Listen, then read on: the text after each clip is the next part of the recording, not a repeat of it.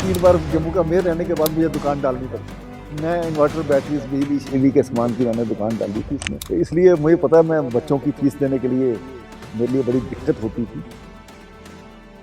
मैंने वहाँ पर रंग की भट्टी लगाई, जो स्कूटर से रंग करते हैं, मोटरसाइकिल की रंग करते हैं, कारें रंग करते हैं, उसकी भट्टी लगाई थी मैंने। तो कई बार ये जो पेंटर्स होते हैं या वो जो हेल्पर्स होते हैं वो छोड़ करके चले आते थे। मैंने अपने हाथ से काम किया है, वो जो गंदी पेंट लगा करके काम करते हैं, मैंने अपने हाथ से काम किया। स्टेट के गवर्नर हो, इतने बड़े राजनीतिक ओहदों पर रहे हो, पर बेटा अभी भी ये ढूंढ रहा है कि उसको क्या काम करना है। मैं ये कहना चाहूँ, पूत सपूत तो क्यों धन सींचे, पूत कपूत तो क्यों धन सींचे। अगर पूत का पुत्र है तो उसने उजाड़ना है, पूत सपूत होगा तो खुद कमाएगा। क्या आपका परिवार ज्यादा समय यहाँ पे, वो अपनी रूटीन लाइफ वहाँ जम्मू पे रूटीन लाइफ में जी रहे हैं? मेरा परिवार मेरी राजनीति में या मेरे काम में बिल्कुल इंटरफेयर नहीं करता है। तो घर में गवर्नर साहब की कितनी चलती है? ये जो संवैधानिक पद होते हैं यहीं के लिए होते हैं। जब अपने घर में जाओ तो घर में तो मैं तो ये कहता हूँ, मेरी बेटी भी मुझे डांटती है, पापा ऐसे नहीं है, वो चीज़ें भी कहती है। कई बार उसको मैं रोज़मर्रा की रिपोर्ट है, चाहे वो शुगर की रिपोर्ट है, बीपी की रिपोर्ट है, उसको वो डॉक्टर है उसको रोज़ देखता हूँ। मेरी दोस्ती है मैक्सिमम पंजाब से, और वही दोस्ती होती है तू कहने वाले। अच्छा, वो सारे पंजाबी ने साथी सारे पंजाबी से गल्ला हजे भी उदा ही करते हैं, वही स्टाइल च वो हिमाचल प्रदेश के गवर्नर ਨਾਲ ਗੱਲ ਕਰਦੇ ਨੇ ਤੇ ਬਦਲਾਵ ਨਹੀਂ ਆਉਂਦਾ, ਦੋਸਤੀ ਉਦਾਂ ਹੀ ਹੈ। ਕਰਨ ਵਾਲੇ ਕੁਝ ਲੋਕ ਹੀ ਰਹਿ ਗਏ ਨੇ। ਹਿਮਾਚਲ ਪ੍ਰਦੇਸ਼ ਔਰ ਪੰਜਾਬ ਦੇ ਰਿਸ਼ਤਿਆਂ ਦੇ ਵਿੱਚ ਪਿਛਲੇ ਦਿਨਾਂ ਦੇ ਵਿੱਚ ਆਪਾਂ ਖਟਾਸ ਦੇਖੀ। ਐਂਟਰੀਆਂ ਤੇ ਟੈਕਸ ਹਿਮਾਚਲ ਪ੍ਰਦੇਸ਼ ਸਰਕਾਰ ਦੇ ਵੱਲੋਂ ਲਗਾਇਆ ਗਿਆ ਤੇ ਪੰਜਾਬ ਦੇ ਲੋਕਾਂ ਨੇ ਉਹਦਾ ਵਿਰੋਧ ਕੀਤਾ। ਕਈ ਨਿਹੰਗ ਜਥੇਬੰਦੀਆਂ ਨੇ ਧਰਨੇ ਦਿੱਤੇ, ਉਹਨਾਂ ਨੇ ਆਪਣਾ ਟੈਕਸ ਲਗਾਉਣਾ ਸ਼ੁਰੂ ਕਰ ਦਿੱਤਾ। ਇੱਕ ਖਟਾਸ, ਇੱਕ ਰਿਸ਼ਤੇ ਦੇ ਵਿੱਚ ਜਿਹੜੀ ਕੁੜੱਤਣ ਜੀ ਆਈ, ਉਹਨੂੰ हिमाचल प्रदेश के गवर्नर किवें देख रहे हैं? प्रकार से बाहरी लोग यहाँ पर आ रहे हैं, आए अपना रोजी रोटी लेके, भारत एक है, उसमें कोई वो नहीं, लेकिन कुछ गलत सोच लेकर के यहाँ पर ना आए। सुक्खू सरकार के साथ आपका तालमेल कैसा चल रहा है? पर्सनल एक्सपीरियंस आपका। साफ कहना चाहूँगा, किसी भी घर को चलाने के लिए अपनी इनकम के हिसाब से बजट बनाने की जरूरत रहती है। जब हम चादर से बाहर पैर पसारते हैं तो उसके लिए मतलब सुक्खू जी चादर से बाहर पैर पसार रहे हैं। इस स्टेट के एनवायरनमेंट पे, स्टेट की प्रकृति पे भी बहुत ज़्यादा असर पड़ रहा है, तो क्या ये दोहरा चैलेंज है? हिमाचल में बहुत सा पोटेंशियल है। यहाँ हम मेडिसिनल प्लांट के जो खेती करके उसको अगर अपनी जीविका का साधन बनाएं तो एक अच्छा यहाँ पर काम हो सकता है। जहाँ तक आरडीपी का सवाल है, वो एक डिसीजन है पूरे देश के लिए, ना कि हिमाचल प्रदेश के लिए। 370 एक ऐसा नासूर था जिसके कारण से पूरे लगभग 65 साल 70 साल देश से और जम्मू कश्मीर में दूरियां बढ़ती गई। अलगाववाद, आतंकवाद, पाकिस्तान परस्ती, आज़ादी के नारे, तो इस प्रकार की जो आते हैं वो लोगों के बीच में भरी है। जिस तरह डेवलपमेंट को लेकर के जो वहाँ पर प्रोटेस्ट हुए, कितना सेंसिटिव हो गया था और किस तरह आपने उस मसले को सुलझाया? मैं अभिमन्यु ये जानते हुए कि मृत्यु निश्चित है, चक्रव्यूह में कूदने को तत्पर हूँ, पर है तुम में कोई अर्जुन जो ये प्रण लेगा कि सूर्य ढलने से पहले जयद्रथ का वध होगा। नमस्कार। कुछ लोग परिचय का मोहताज नहीं होते, उनका काम ही उनके बारे में बोलता है। वो हमेशा कठिन परिस्थितियों की तपिश में तप कर कुंदन बनकर निकलते हैं और अपने अच्छे कामों से आसपास स्वर्णिम आभामंडल रच देते हैं। आज आपकी मुलाकात एक ऐसे ही शख्स से मैं और मेरे सहयोगी रिमांशु गाबा करवाएंगे। नाम है कविंद्र गुप्ता जी। आप हिमाचल प्रदेश के राज्यपाल हैं, स्वागत है आपका सर। और दशकों की सक्रिय राजनीति, जिसको कहते हैं पीपल्स पॉलिटिक्स, और उसके बाद 1 साल गवर्नर के तौर पर, लेफ्टिनेंट गवर्नर के तौर पर, किस तरह से आप इस सफ़र को देखते हैं और कितना आपको लगता है कि पहले वाले में और अब वाले में जो है कितना अंतर आप देखते हैं? देखिए, ऐसा है कि मैं बचपन से ही मुझे लगता है कि आरएसएस से मेरा संबंध रहा है, और जब मैं स्कूल कॉलेजेस में गया तो स्कूल में भी उसी तरह की एक भावना रहती थी, एक धारणा रहती थी।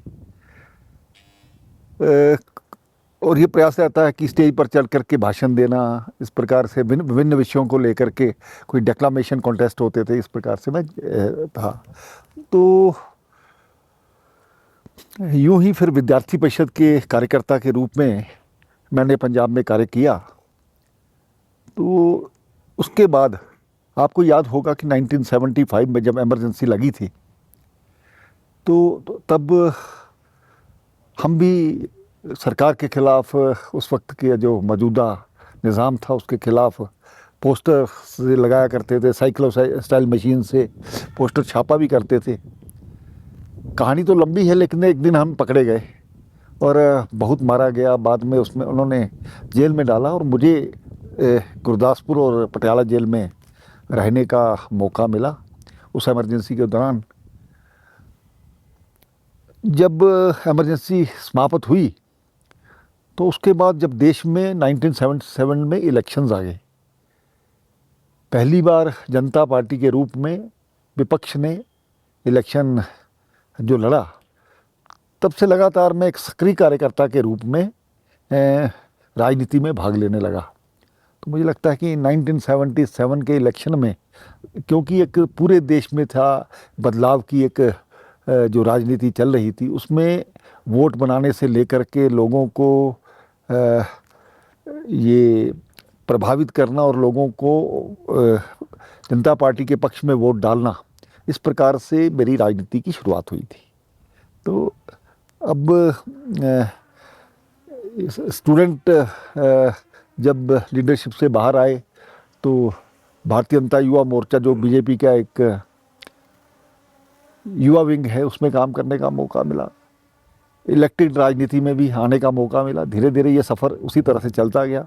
मुझे लगता है कि आज इस स्थान पर जब मैं पहुंचा हूं तो निश्चय ही बहुत से उतार चढ़ाव मैंने भी देखे, मेरी पार्टी ने भी देखे, लेकिन लगातार चरेवेती के सिद्धांत को मान करके चलते रहो। तो मुझे लगता है कि जो मैंने काम किया है उसी का परिणाम है कि आज मैं आपके हिमाचल में यहाँ आकर के बैठा हूँ। गवर्नर साहब, कब से रुचि राजनीति में शुरू हुई, कब से ये मन में आया? क्योंकि आपका जो राजनीतिक सफ़र हम जब देख रहे हैं, इलेक्टेड से नॉमिनेटेड तक आप ये सफ़र में हैं, कब रुचि बनी कि यार मेरे को पॉलिटिक्स में जाना है? ये तो मैंने बताया कि मैं बचपन से ही आरएसएस की शाखा में जाया करता था। कहते बता रहे थे, कहते 5 साल की उम्र में से ही आप? हाँ, ऐसा था कि जब हम समझो मैं पैदा ही हुआ था, उससे पहली दूसरी क्लास में जब संगरूर में पिताजी की ट्रांसफ़र हुई थी, तो पिताजी का अक्सर ये रहता था कि वो किसी भी चौक पर खड़े होकर के शाम को देखते थे कोई निक्कर वाला व्यक्ति मिले तो उसको घर ले जाऊं, और ये कहते थे हमारे बच्चों को भी साथ में ले जाओ। तो मुझे लगता है कि राष्ट्रीय स्वयंसेवक संघ के एक स्वयंसेवक के रूप में वहीं से मैंने ज्वाइन किया। तो धीरे धीरे रुचि तो थी राजनीति में, विशेष करके जब इमरजेंसी के बाद जो हुआ वो मुझे लगता है कि राजनीति का एक आने का एक मौका उसमें मिला था। तो पिताजी किस विभाग में थे? पिताजी पोस्ट एंड टेलीग्राफ डिपार्टमेंट में कार्यरत थे, पंजाब, हरियाणा, हिमाचल प्रदेश, और उनकी जो सेकंड लास्ट पोस्टिंग थी शिमला में थी। अच्छा। हाँ, तो यहाँ का जो रिज में पोस्ट ऑफिस है वो यहाँ के हेड हुआ करते थे। उस लिहाज से तो होम कमिंग भी होगी आपकी जी। जी बिल्कुल। शिमला के साथ अच्छा पुराना संबंध है, तो इसलिए मैं। आप हिमाचल की अगर हम बात करें तो अभी क्या विजन आप लेके चलते? क्योंकि पिछले जितने भी गवर्नर साहिबान आए उन्होंने एक न एक किसी मुद्दे को पकड़ा और उसको एक जो है संपूर्णता देने की कोशिश की। चाहे आचार्य देवव्रत जी थे, उन्होंने प्राकृतिक खेती का कंसेप्ट दिया, और बीच में शिव प्रताप शुक्ल जी आए, उन्होंने नशे को लेकर जो है अलख जगाई। तो अभी मैं देख रहा था कि आप जब बाहर भी गए थे तो आपने एक और उसमें ऐड काउंट किया था टूरिज़्म का, और आपका भाषण देख रहा था मैं, जयपुर का भी, फिर नागपुर का भी देखा हमने, साउथ में भी आप गए तो आपने वहाँ भी लोगों को कहा कि आपने यहाँ तक कहा कि वैष्णो देवी तो आते हो आप, यहाँ भी आइए, यहाँ भी शक्तिपीठ हैं। तो क्या अब आप एक विजन लेके चल रहे हैं? मैं 2 विषयों को लेकर के यहाँ पर काम करना चाहता।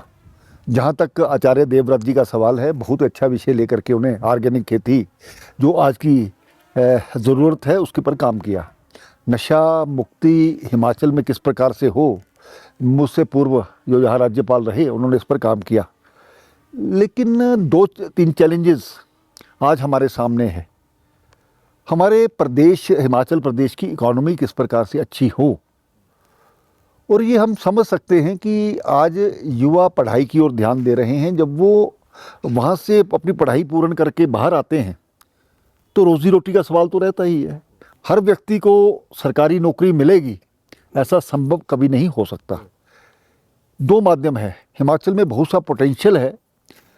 यहाँ हम मेडिसिनल प्लांट के जो खेती करके उसको अगर अपनी जीविका का साधन बनाएं तो एक अच्छा यहाँ पर काम हो सकता है। उसके लिए आज भी मैंने ये जो हमारे सेक्रेटरी फॉरेस्ट की है उनको बुलाया था, वैसे ही चर्चा करने के लिए। उन्होंने बताया कि अगर कोई 1 हेक्टर यहाँ इस भूमि में प्लांटेशन करता है, उसके बाद चाहे वो सरकारी भूमि हो, लेकिन उसके बाद उसको 1 साल उसका ध्यान भी रखता है तो 50,000 रुपये का अनुदान उसको दिया जाता है।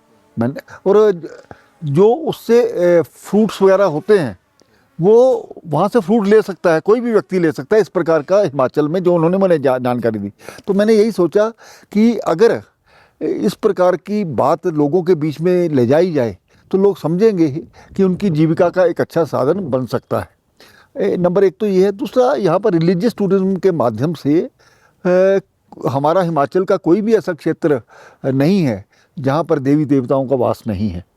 तो इसलिए ज़रूरी है कि मैं प्रधानमंत्री जी से भी बात करूंगा, और उनका इन विषयों पर वो काफ़ी ध्यान देते हैं। जिस प्रकार से उन्होंने पूरे देश में रिलीजियस टूरिज़्म को बढ़ाया है, इस प्रकार से हिमाचल में क्यों नहीं हो सकता।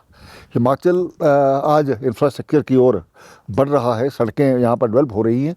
उसी तरह से एक कॉरिडोर इस प्रकार का बनाने की ज़रूरत है जिससे हम सभी एक बार जब हम आते हैं, मान लो हमने कांगड़ा ज़िले में आते हैं, उससे एडजॉइनिंग ज़िलों में आते हैं, वहाँ पर चंबा में जैसे महालक्ष्मी का एक बहुत बड़ा पुरातन मंदिर है, उसी प्रकार से यहाँ पर ज्वाला जी हैं, चामुंडा जी हैं, नैना देवी हैं, बगलामुखी माता है, तो ये बैजनाथ का मंदिर है जी। तो और भी बहुत से, ये तो एक इलाका अलग से जो हो बहुत ज़्यादा। हाँ, तो मुझे लगता है कि उसमें एक सर्किट बना करके उसको टूरिज़्म को बढ़ावा दिया जा सकता है। और मुझे ये भी लगता है कि सरकार के माध्यम से हम बहुत से ऐसे लोगों को कह सकते हैं कि यहाँ पर आकर के इन्वेस्टमेंट करिए। जितने यहाँ पर टूरिस्ट आते हैं उनमें उनको इंफ्रास्ट्रक्चर प्रोवाइड करना ज़्यादा ज़रूरी है। यहाँ पर हमारे जिस क्षेत्र में भी टूरिस्ट जाता है तो मैं देखता हूँ कि अक्सर जैमिंग सड़कों पर बहुत ज़्यादा होती है। और दूसरा, कई तो होटल इतने भर जाते हैं कि उनको अपनी गाड़ियों में सोना पड़ता है। इस पर अगर उसमें स्कोप है तो क्यों ना उसको बढ़ाया जाए। टूरिस्ट आ रहा है लेकिन तो उसको हम संभाल नहीं पा रहे। इन 2 चीज़ों पर मुझे लगता है ध्यान देने की ज़रूरत है। और मेडिसिनल प्लांट के माध्यम से पूरा जो विश्व है, अमेरिका है, दूसरे देश हैं, वो हमारे जो प्रोडक्ट हैं उनका फ़ायदा लेकर के उसको पूरे विश्व में एक अच्छे दामों में बेच सकते हैं। तो हमारा यहाँ का युवा किस प्रकार से उसको ट्रेनिंग दी जाए पैकेजिंग नवाचार के माध्यम से, तो वो मुझे लगता है बहुत कुछ करने का स्कोप है। सब रिलीजियस टूरिज्म की मैं बात करूंगा। सबसे बड़ा सेंटर जो है अगर देखें देश का तो माता श्री वैष्णो देवी जी का श्राइन बोर्ड है, और आप वहाँ ज़मीनी स्तर पर जुड़े रहे राजनीति से। आप डिप्टी सीएम भी रहे वहाँ पे, स्पीकर भी रहे वहाँ पे, आपने एक एक चीज़ को वहाँ देखा है। तो क्या हम ये एक्सपेक्ट कर सकते हैं कि आपके उस अनुभव को यहाँ ट्रांसलेट होते हुए देख सकते हैं आने वाले सालों में हम? बिल्कुल, मुझे लगता है कि इस पर विचार किया जा सकता है। और बहुत से ऐसे जो प्रबुद्ध लोग हैं, जो हमारे धार्मिक लोग हैं, हमारे जो धर्म के बड़े लोग हैं, उनसे बैठ कर के चर्चा जब होगी तो उसमें से कुछ ऐसा निकाले कि किस जो भी हमारे मंदिर हैं उसके पास आने जाने के लिए लोगों को जब आते हैं, हमारे पर ठहरते हैं, कम से कम वो ये माथा टेक करके चले ना जाएं, वहाँ पर रहने का वहाँ पर सिस्टम हो। और लोगों की और भी जो अपने परिवार के साथ आते हैं वहाँ पर आसपास के मंदिरों को भी एक प्लानिंग करके वो यहाँ पर आएँ। तो इस प्रकार का होगा तो मुझे लगता है कि इसमें कोई भी काम करना हो उसमें स्थानीय समाज को, हमारे ये जो चुने हुए नेता हैं या जो वहाँ के जो प्रमुख लोग हैं उनको लेकर के चलेंगे तो इसका बहुत बड़ा हल हो सकता है। जब सामूहिक चर्चा होगी, इस पर बैठ कर के सोचेंगे तो हम आगे बढ़ सकते हैं। गवर्नर साहब, जब आप कह रहे हैं कि टूरिज्म को बढ़ावा देना, और जब हम देख रहे हैं इंफ्रास्ट्रक्चर भी बढ़ रहा है, सड़कें नई बन रही हैं, हाईवेज नए बन रहे हैं, रेल कनेक्टिविटी बढ़ रही है, तो लोगों की रुचि भी बढ़ रही है कि ज़्यादा से ज़्यादा अपनी छुट्टियां वो हिल स्टेशन पे बढ़ाएं। एक तरफ टूरिज्म बढ़ रहा है, दूसरी तरफ ये इसी स्टेट में, इस स्टेट के एनवायरनमेंट पे, स्टेट की प्रकृति पे भी बहुत ज़्यादा असर पड़ रहा है। तो क्या ये दोहरा चैलेंज है किसी भी गवर्नमेंट के लिए, किसी भी प्रशासन के लिए, कि एक तरफ आपको उस इंडस्ट्री को प्रमोट भी करना है और उस एक तरफ उसकी खूबसूरती या उसकी प्रकृति को भी बचाना है? देखिए, इसे मुझे कहने में कोई हर्ज नहीं है। प्रकृति हमारा, अगर हम जिंदा हैं तो प्रकृति उसका कारण है। हम अपने आने वाली जनरेशन्स के लिए ऐसा कुछ छोड़ के ना जाएं कि उनको चाहे वो जल संरक्षण है, चाहे वो ग्लोबल वार्मिंग है, चाहे वो क्लाइमेट कंट्रोल है, इन सभी विषयों पर आज विश्व भर में काम हो रहा है। और हम तो, मुझे लगता है कि भाग्यशाली हैं कि हमारे हिमाचल प्रदेश में इस प्रकार का एक अच्छा मौसम है जिसके माध्यम से लोग यहाँ पर पूरे भारतवर्ष से आते हैं। कुछ सख्ती अगर इसको संरक्षण देने के लिए करनी पड़े तो मुझे लगता है कोई ऐतराज़ नहीं है। जो लोग प्लास्टिक, सिंगल यूज़ प्लास्टिक जो हमेशा हमारे वातावरण को ख़राब करता है, हमारे इस इलाके को ख़राब करता है, और ख़ास करके फॉरेस्ट के प्रति तो ये बहुत अच्छा यहाँ पर लॉ है। फॉरेस्ट की जो कटिंग है वो इतनी आसानी से नहीं की जा सकती, केवल ज़रूरतों के हिसाब से ही वहाँ पर उसकी परमिशन मिलती है। ये अच्छा है। तो पेड़ पौधे लगाने का ये तो रहना चाहिए। इस प्रकार प्रधानमंत्री जी ने एक सभी को वो दिया है कि एक पेड़ माँ के नाम, तो ये आज अभियान चल भी रहा है। इस अभियान को आगे बढ़ाने की जरूरत है। जी सर, आपने कहा कि सहभागिता जरूरी है, नेताओं की और जो जनप्रतिनिधि हैं उनकी सहभागिता जरूरी है। आपने 3-4 महीने के कार्यकाल में यहाँ के जो जनप्रतिनिधि यानी सरकार है उसको भी देख लिया होगा। आपको लगता है कि वो सहयोग मिलेगा कहीं ना कहीं, या सिर्फ यहीं फंस के रह जाएगा मसला कि गवर्नर कहीं और पृष्ठभूमि है, हमारी कहीं और है? आप किस तरह से सरकार को देखते हैं? क्या वो रिस्पॉन्ड करती है? इस तरह की नीतियां हैं, आपको लगता है उसकी नीयत है अभी? मुझे लगता है कि अगर मैं यहाँ इस ओहदे पर बैठा हूँ, इस सीट पर बैठा हूँ, तो हिमाचल की बेहतरी से ज़्यादा मेरे लिए कोई विषय नहीं है। सरकार के माध्यम से कार्य हों, अच्छी बात है, लेकिन मैं बार बार ये कहता हूँ कि जनता का ये अपना अभियान भी बने। सरकार हमेशा सहायता करती है। मुझे आज तक लगभग 4 महीने पूर्ण जैसे हो गए हैं, मुझे नहीं लगा कि सरकार की तरफ से मुझे कोई रोकने का प्रयास किया जाता है, या ऐसा नहीं है। मैं अपने तरीके से, जैसे मेरे पास एक यूनिवर्सिटीज़ का माध्यम है जी, और यूनिवर्सिटीज़ में हमने अभी स्वरोजगार योजना, वहाँ पर स्वरोजगार धाम बनाया है, जिसमें लोकल लोगों की जो प्रोडक्ट्स हैं उसको प्रमोट किया जाएगा, उनको उसके लिए ट्रेनिंग्स भी दी जाएंगी। इसके लिए हमने बनाया है। इसी तरह से जो हमने वहाँ पर नक्षत्र वाटिका भी बनाई है, जो 27 हमारे नक्षत्र हैं उनको लेकर के अलग अलग पेड़ों को किस प्रकार से एक मॉडल वहाँ पर हमने बुला करके तैयार किया है। तो ये तो मैं एक यूनिवर्सिटी की बात कर रहा हूँ। इसके अलावा जो हमारी एग्रीकल्चर यूनिवर्सिटी है उसमें बहुत सा स्कोप है काम करने के लिए, और भी माध्यम है। हम जिन विषयों को लेकर के ये पर्यावरण संरक्षण की बात कर रहे हैं, तो मुझे नहीं लगता कि सरकार की तरफ से, जैसे आपने पूछा, कि कोई ऐसा नहीं है। आज मैंने जिस प्रकार से फॉरेस्ट के सेक्रेटरीज को बुलाया था, तो उन्होंने खुद ही कहा है कि मुझे कि किस प्रकार के हम पे गाइड कीजिए और हम उस पर काम करेंगे। हमारे दर्शक यही आपका आंसर या आपका उत्तर सुनना चाहते हैं कि सुक्खू सरकार के साथ आपका तालमेल कैसा चल रहा है, पर्सनल एक्सपीरियंस आपका? देखिए, कोई भी जो बात होती है संवाद के साथ उसको सुलझ जाती है, मेरा ये मानना है। पिछले 4 महीनों के कार्यकाल में मुझे लगता है कि एक सौहार्दपूर्ण हम वातावरण में हम बात भी करते हैं, कई बार हम मिले भी हैं। आने वाले समय भी इससे भी अच्छा होगा, क्योंकि सरकार भी लोगों की बेहतरी के लिए सोचती है, और मेरा भी यही मानना है। अगर दोनों मिल बैठ करके अगर कुछ बेहतरी हो सकती है तो मुझे लगता है उसमें बात करने में कोई जी इनकार नहीं। जी, आम आदमी की अगर बात करें तो आम आदमी के मन में राजभवन की छवि होती है कि राजभवन जो है एक सैद्धांतिक ही व्यवस्था है, और हम कहते हैं कि गवर्नर जो है वो हमारे पहले नागरिक हैं। लेकिन हम ये जानना चाहते हैं आपके माध्यम से अपने दर्शकों को, हमारे को ये बताइए कि किस तरह से राजभवन जो है सारी चीज़ों को, सरकार को किस तरह से देखता है और किस तरह से उसमें अगर कोई गलती हो तो उसको ठीक करता है, और कोई अच्छी चीज़ करनी तो किस तरह से करते हैं। देखिए, नंबर एक तो जो राजभवन का एक हमारा कंसेप्ट था उसको हमने चेंज कर दिया है। लोक भवन, हमारी वो लोक भवन के नाम से जानते हैं। लद्दाख में मुझे लगता है कि पहला बोर्ड उतार करके मैंने ही वहाँ पर लगाया था, जिससे ये शुरुआत हुई। हमने जब दिल्ली में हमारे प्रधानमंत्री जी ने राजपथ को कर्तव्य पथ कर दिया, तो सबसे पहले तो हमें इस प्रकार की भावना बनानी होगी कि देश हमें देता है सब कुछ, हम भी तो कुछ देना सीखें। हम हमेशा अधिकारों की बात करते हैं। इस देश के प्रति, इस राष्ट्र के प्रति, इस समाज के प्रति हमारे कर्तव्य क्या है। बल्कि पढ़ाया तो साथ ही जाते हैं कि अधिकार और कर्तव्य साथ साथ चलते हैं। तो जिस प्रकार से पॉलिटिकल साइंस में इस प्रकार की बातें होती हैं, तो मुझे लगता है कि इस चीज़ को कहीं ना कहीं समझना होगा। तो इसमें काफ़ी चेंज भी आई है, लेकिन कारण ये क्या है कि यहाँ पर इस हिंदुस्तान में अलग अलग तरह की सोच आज भी, क्योंकि बहुत बड़ा देश है, वो कई बार यहाँ पर खराबी करने का प्रयास करते हैं। विदेशी ताकतें यहाँ पर इस प्रकार की कोशिशें करती रहती हैं कि भारत की जो जिस प्रकार से भारत का नाम हो रहा है उसको किस प्रकार से अस्थिर किया जा सकता है। तो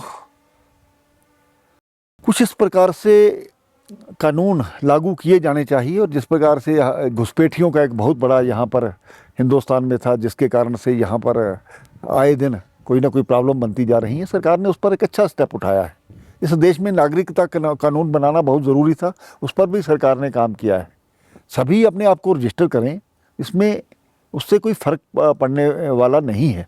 तो मुझे लगता है कि जो ये कोई भारत कोई धर्मशाला नहीं है कि कोई भी आकर के यहाँ पर आ जाएगा, इसलिए ज़रूरी है। तो मैं तो हिमाचल में भी अपने अधिकारियों को कहता हूँ, आज यहाँ पर प्रयास किया जा रहा है कि किस प्रकार से जम्मू कश्मीर की स्थिति जिस प्रकार से रही, कम से कम हिमाचल में उसका असर ना हो।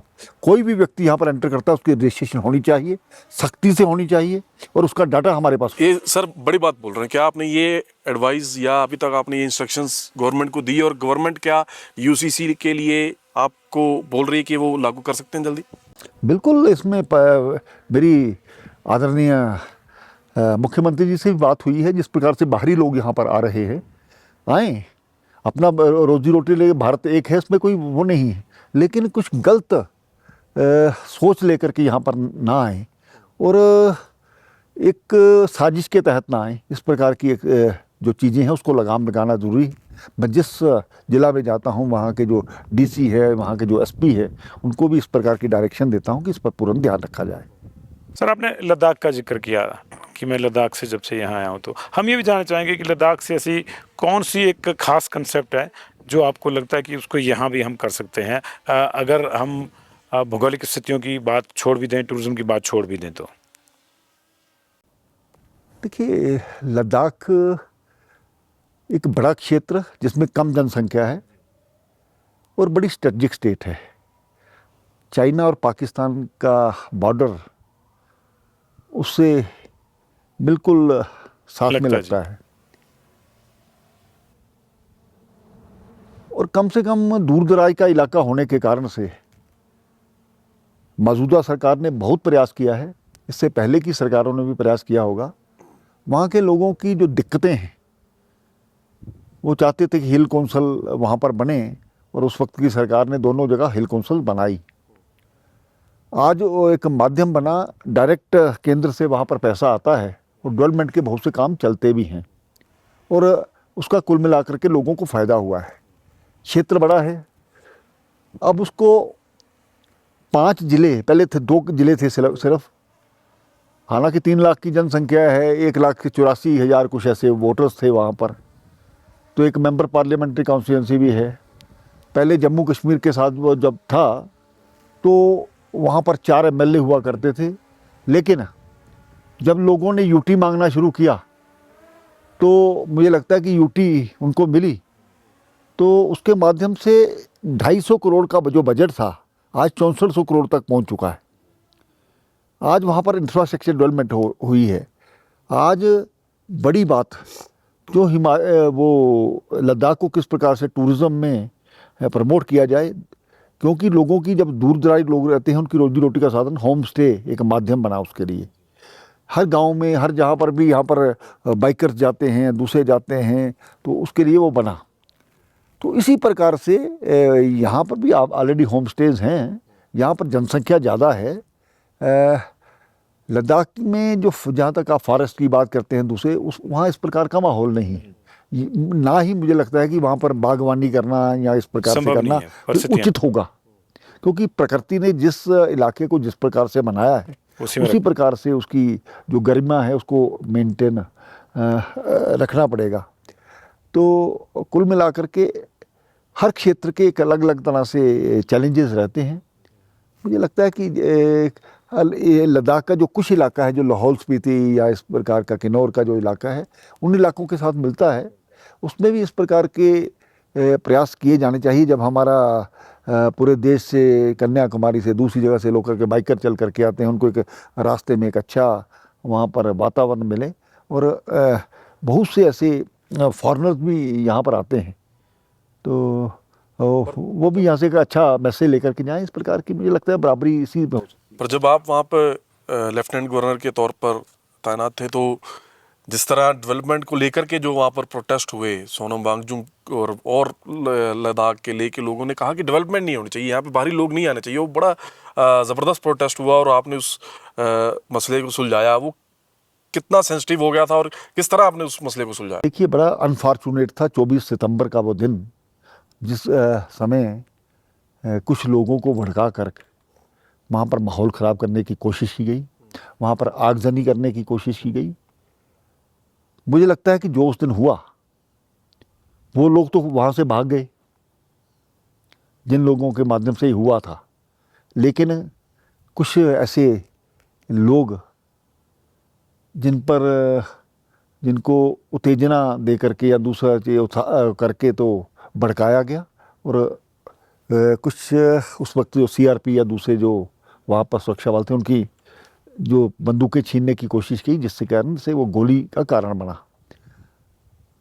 ऐसा नहीं होना चाहिए था, लेकिन मुझे लगता है कि एक ही दिन के बाद जिस प्रकार से कॉल्स जाती रही, ये करेंगे वो करेंगे, जब हमने लोकल नागरिक की भी मीटिंग ली, पुलिस बल की भी या जो सुरक्षा बल उनकी मीटिंग्स ली, उसको किस प्रकार से सुलझाया जाए। लगातार मुझे लगता है कि 3-4 दिन के बाद वहाँ पर हमने कर्फ्यू भी खोल दिया, उसके बाद सब ठीक हो गया। जब मुझे लगता है कि जनता की इन्वॉल्वमेंट, तो जो मांगें थी वो सारी भारत के हित में नहीं है।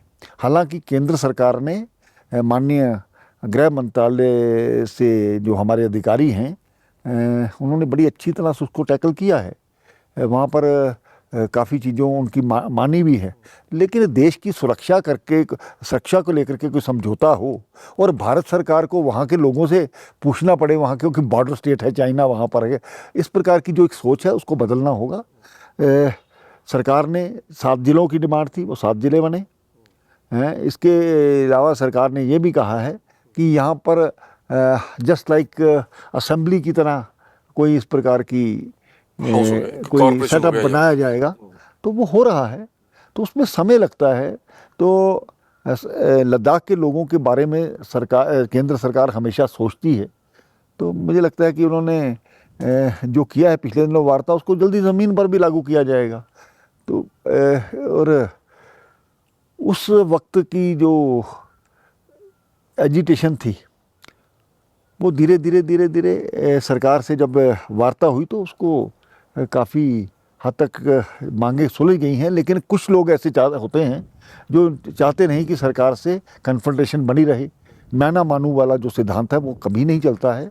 देश हित पहले देख करके, वहाँ के हालात को देख करके निर्णय लेने पड़ते हैं। तो मुझे लगता है कि आज जो लोग उस वक्त कर रहे थे, उनके खिलाफ भी एक वॉइस ऑफ लद्दाख नाम की संस्था बनी है। जो गलत हाथों में खेल रहे थे, उनके खिलाफ उनको चैलेंज करने के लिए लोग वहाँ खड़े हुए हैं। गौर साहब, हमें लगता है कि और बहुत से लोगों को भी लगता है कि लद्दाख की जो जिन परिस्थिति की हमने चर्चा करी, उनसे भी कहीं ज़्यादा चैलेंजिंग और देश हित का जो मसला था वो 370 वाला था। और आप उस समय सरकार में भी थे और उस सेम टाइम पे ये चीज़ें चल रही थी कि हमको 370 हटानी है। कितना टफ था, क्योंकि आप वहाँ पे मेन जो जिसको कहते हैं कि की सूत्र केंद्र सरकार का थे या बीजेपी का कह लें उस समय के, आप ही वो व्यक्ति हैं जिनके दम पे ये सारी चीज़ें वहाँ पे हुई हैं। तो कितना ये चैलेंजिंग था और कितना आपने इसको जो है किस तरह से तालमेल बिठा के इन चीज़ों को किया, और अब उसका जो रिजल्ट्स वहाँ पे आ रहे हैं 370 को हटाने के, देखिए, वो सोचे 370 जितने थे उतने हैं क्या? 370 एक ऐसा नासूर था जिसके कारण से पूरे लगभग 65 साल 70 साल देश से और जम्मू कश्मीर में दूरियां बढ़ती गई। अलगाववाद, आतंकवाद, पाकिस्तान प्रस्ती, आज़ादी के नारे, तो इस प्रकार की जो बातें हैं वो लोगों के बीच में भरी गई। और विडंबना है कि उस पर की जो केंद्र सरकारें रही, वो जो आम जो नागरिक है उसकी सुरक्षा के लिए चाहे कुछ हो ना हो, लेकिन जो मिलिटेंट ऑर्गेनाइजेशन थी, चाहे वो यासिन मलिक था, जो शबीर शाह था, अली शाह गिलानी था, जो हमेशा पाकिस्तान की बात करते थे। मसरत आलम पाकिस्तान में बैठा है और यहाँ पर आकर के हुक्म चला रहा है, उनकी बातें यहाँ पर मस्जिदों से ऐलान किया जाएगा, ये बिल्कुल गलत था। तो एक डॉक्टर श्यामा प्रसाद मुखर्जी इसी मुद्दे को लेकर के 370 हटाने के मुद्दे को लेकर के 1953 में बंगाल से चल करके जम्मू कश्मीर में आए थे।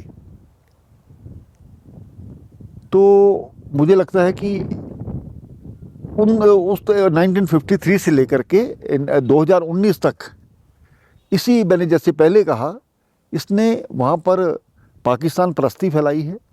वहाँ के लोगों को ब्लैकमेलिंग, जैसे कोई बच्चा जिद्दी होता है तो उसको माँ बाप ज़्यादा देते हैं, इस प्रकार की जो रही, जो कि देश हित में नहीं थी, उससे और बिगड़ गया। मैं 2018 तक एक डिप्टी चीफ मिनिस्टर के माध्यम से वहाँ पर मैंने काम किया है, और सरकार से समर्थन भी महबूबा मुफ्ती से उस वक्त मैंने ही वापस लिया था। तो मुझे लगता है कि वो शायद एक बड़ा निर्णायक कदम था, अच्छा कदम था। उसके बाद जो डेवलपमेंट्स हुई हैं, तो धारा 370 भी हटी, और 370 हटने के बाद जो कहते थे यहाँ पर कोई भारत का नाम लेवा नहीं होगा, यहाँ पर भारत का झंडा उठाने वाला कोई नहीं होगा, उनके मुंह पर एक बहुत बड़ा तमाचा है। आज वहाँ पर भारत का झंडा खुलेआम वहाँ पर चढ़ता है और एक सम्मान भारत के तिरंगे को मिला है। तो आने वाले समय में और स्थितियाँ सुधरेंगी। मुझे लगता है कि जम्मू कश्मीर का निर्णय, जिस प्रकार से गृह मंत्रालय ने माननीय प्रधानमंत्री जी के माध्यम से एक निर्णय लिया गया, वो आज जम्मू कश्मीर के लोग उसकी सराहना करते हैं। पूरा विश्व जो कहता था, आज कोई इस प्रकार की बात नहीं कहता कि ये कश्मीर डिस्प्यूटेड है, ऐसा कुछ नहीं है। डिस्प्यूट सिर्फ एक है कि जो पाकिस्तान ऑक्युपाइड कश्मीर है वो कब वापस आएगा। तो ये इस पे अब काम हो रहा है।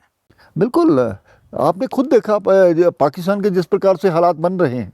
आज आटे के लिए 160 रुपये किलो आटा जिस देश में बिकता हो, और वहाँ के जो ब्यूरोक्रेट्स हैं, जो वहाँ के बड़े लोग हैं, पॉलिटिशियन हैं, और आम जनता के बीच में एक तनाव का वातावरण हो, जहाँ पर लोगों को खाने के लाले पड़े हों, जहाँ पर कराची, बलूचिस्तान, सिंध, पाक ऑक्युपाइड कश्मीर, उसमें एक जिस प्रकार से बांग्लादेश में 1971 से पहले हुआ था, उसी तरह का वातावरण बन रहा हो, तो मुझे लगता है कि पाकिस्तान ज़्यादा सर्वाइव नहीं करेगा।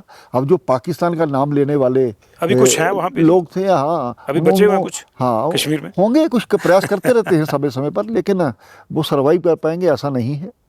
तो मैं तो यही कहना चाहूँगा, भारत में अगर रहना है तो पाकिस्तान जो लोग जिनके नालायकी के कारण से, इसको नालायकी कहा जाएगा, तो ये सारी चीज़ें हुई हैं। आज कोई ये नहीं सोच सकता कि कश्मीर में पुनः इस प्रकार का वातावरण बनेगा। तो सर, ये आप अपने होम स्टेट जम्मू कश्मीर के बारे में बता रहे हैं कि केंद्र सरकार ने क्या क्या किया। अब केंद्र सरकार का रुख हिमाचल प्रदेश के लिए क्या है? केंद्र सरकार हिमाचल प्रदेश के लिए क्या सोचती है?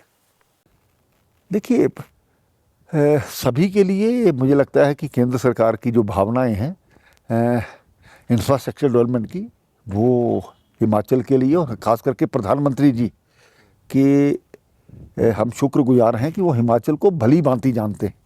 हिमाचल में उन्होंने एक लंबा कार्यकर्ता के रूप में यहाँ पर गलियों सड़कों पर बहुत काम किया है, स्कूटरों पर चल करके काम किया है, और हिमाचल के दूर दराज के गांव तक वो जब मैं जाता हूँ वो बात करते हैं यहाँ के वाइब्रेंट विलेज को लेकर के, लोगों की माइग्रेशन ना हो, फॉरेस्ट को लेकर के, तो उनकी बहुत सी ऐसी सोच है, उनका विज़न है जिसको हम यहाँ लागू करना चाहते हैं।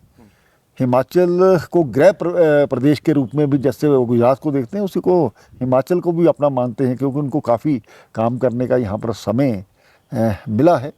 तो मैं यहाँ पर उनके रिप्रेजेंटेटिव के तौर पर मुझे लगता है कि भारत सरकार की जो राष्ट्रपति जी है उन्होंने उनके तौर पर काम सुक्खू कर जी तो आए दिन हमारे चैनलों पे, अखबारों में रोते रहते हैं कि जी हमारे तो पैसे रोक लिए, आरडीजी बंद कर दी, हमको कुछ नहीं देते, हम तो मर गए। देखिए, जहाँ तक आरडीजी का सवाल है, वो एक डिसीजन है पूरे देश के लिए, ना कि हिमाचल प्रदेश के लिए। उसके बदले में बहुत कुछ एडिशनलिटी, ऐसी चीज़ें दी जाती हैं, लेकिन मैं साफ कहना चाहूँगा, किसी भी घर को चलाने के लिए अपनी इनकम के हिसाब से बजट बनाने की ज़रूरत रहती है।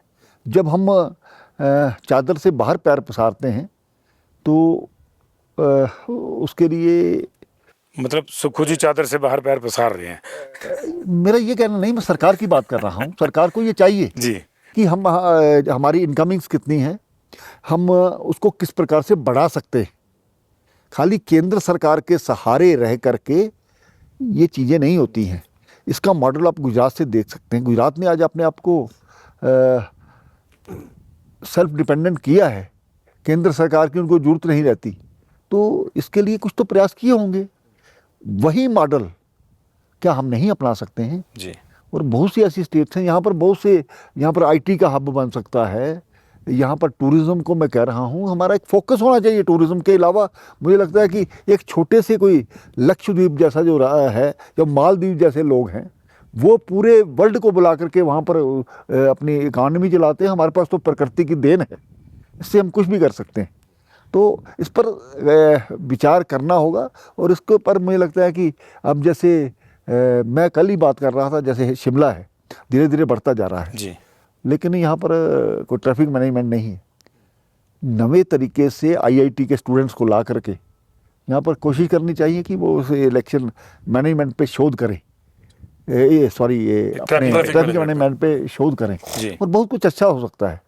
किन सड़कों को किस वक्त कितने समय के लिए खोलना है, किस रास्ते से हमने दूसरों को भेजना है, कैसे। जब टूरिस्ट जो आता है हमें कुछ दे करके जाता है, क्यों ना हम उनके लिए जो सुविधाएं प्रोवाइड करें।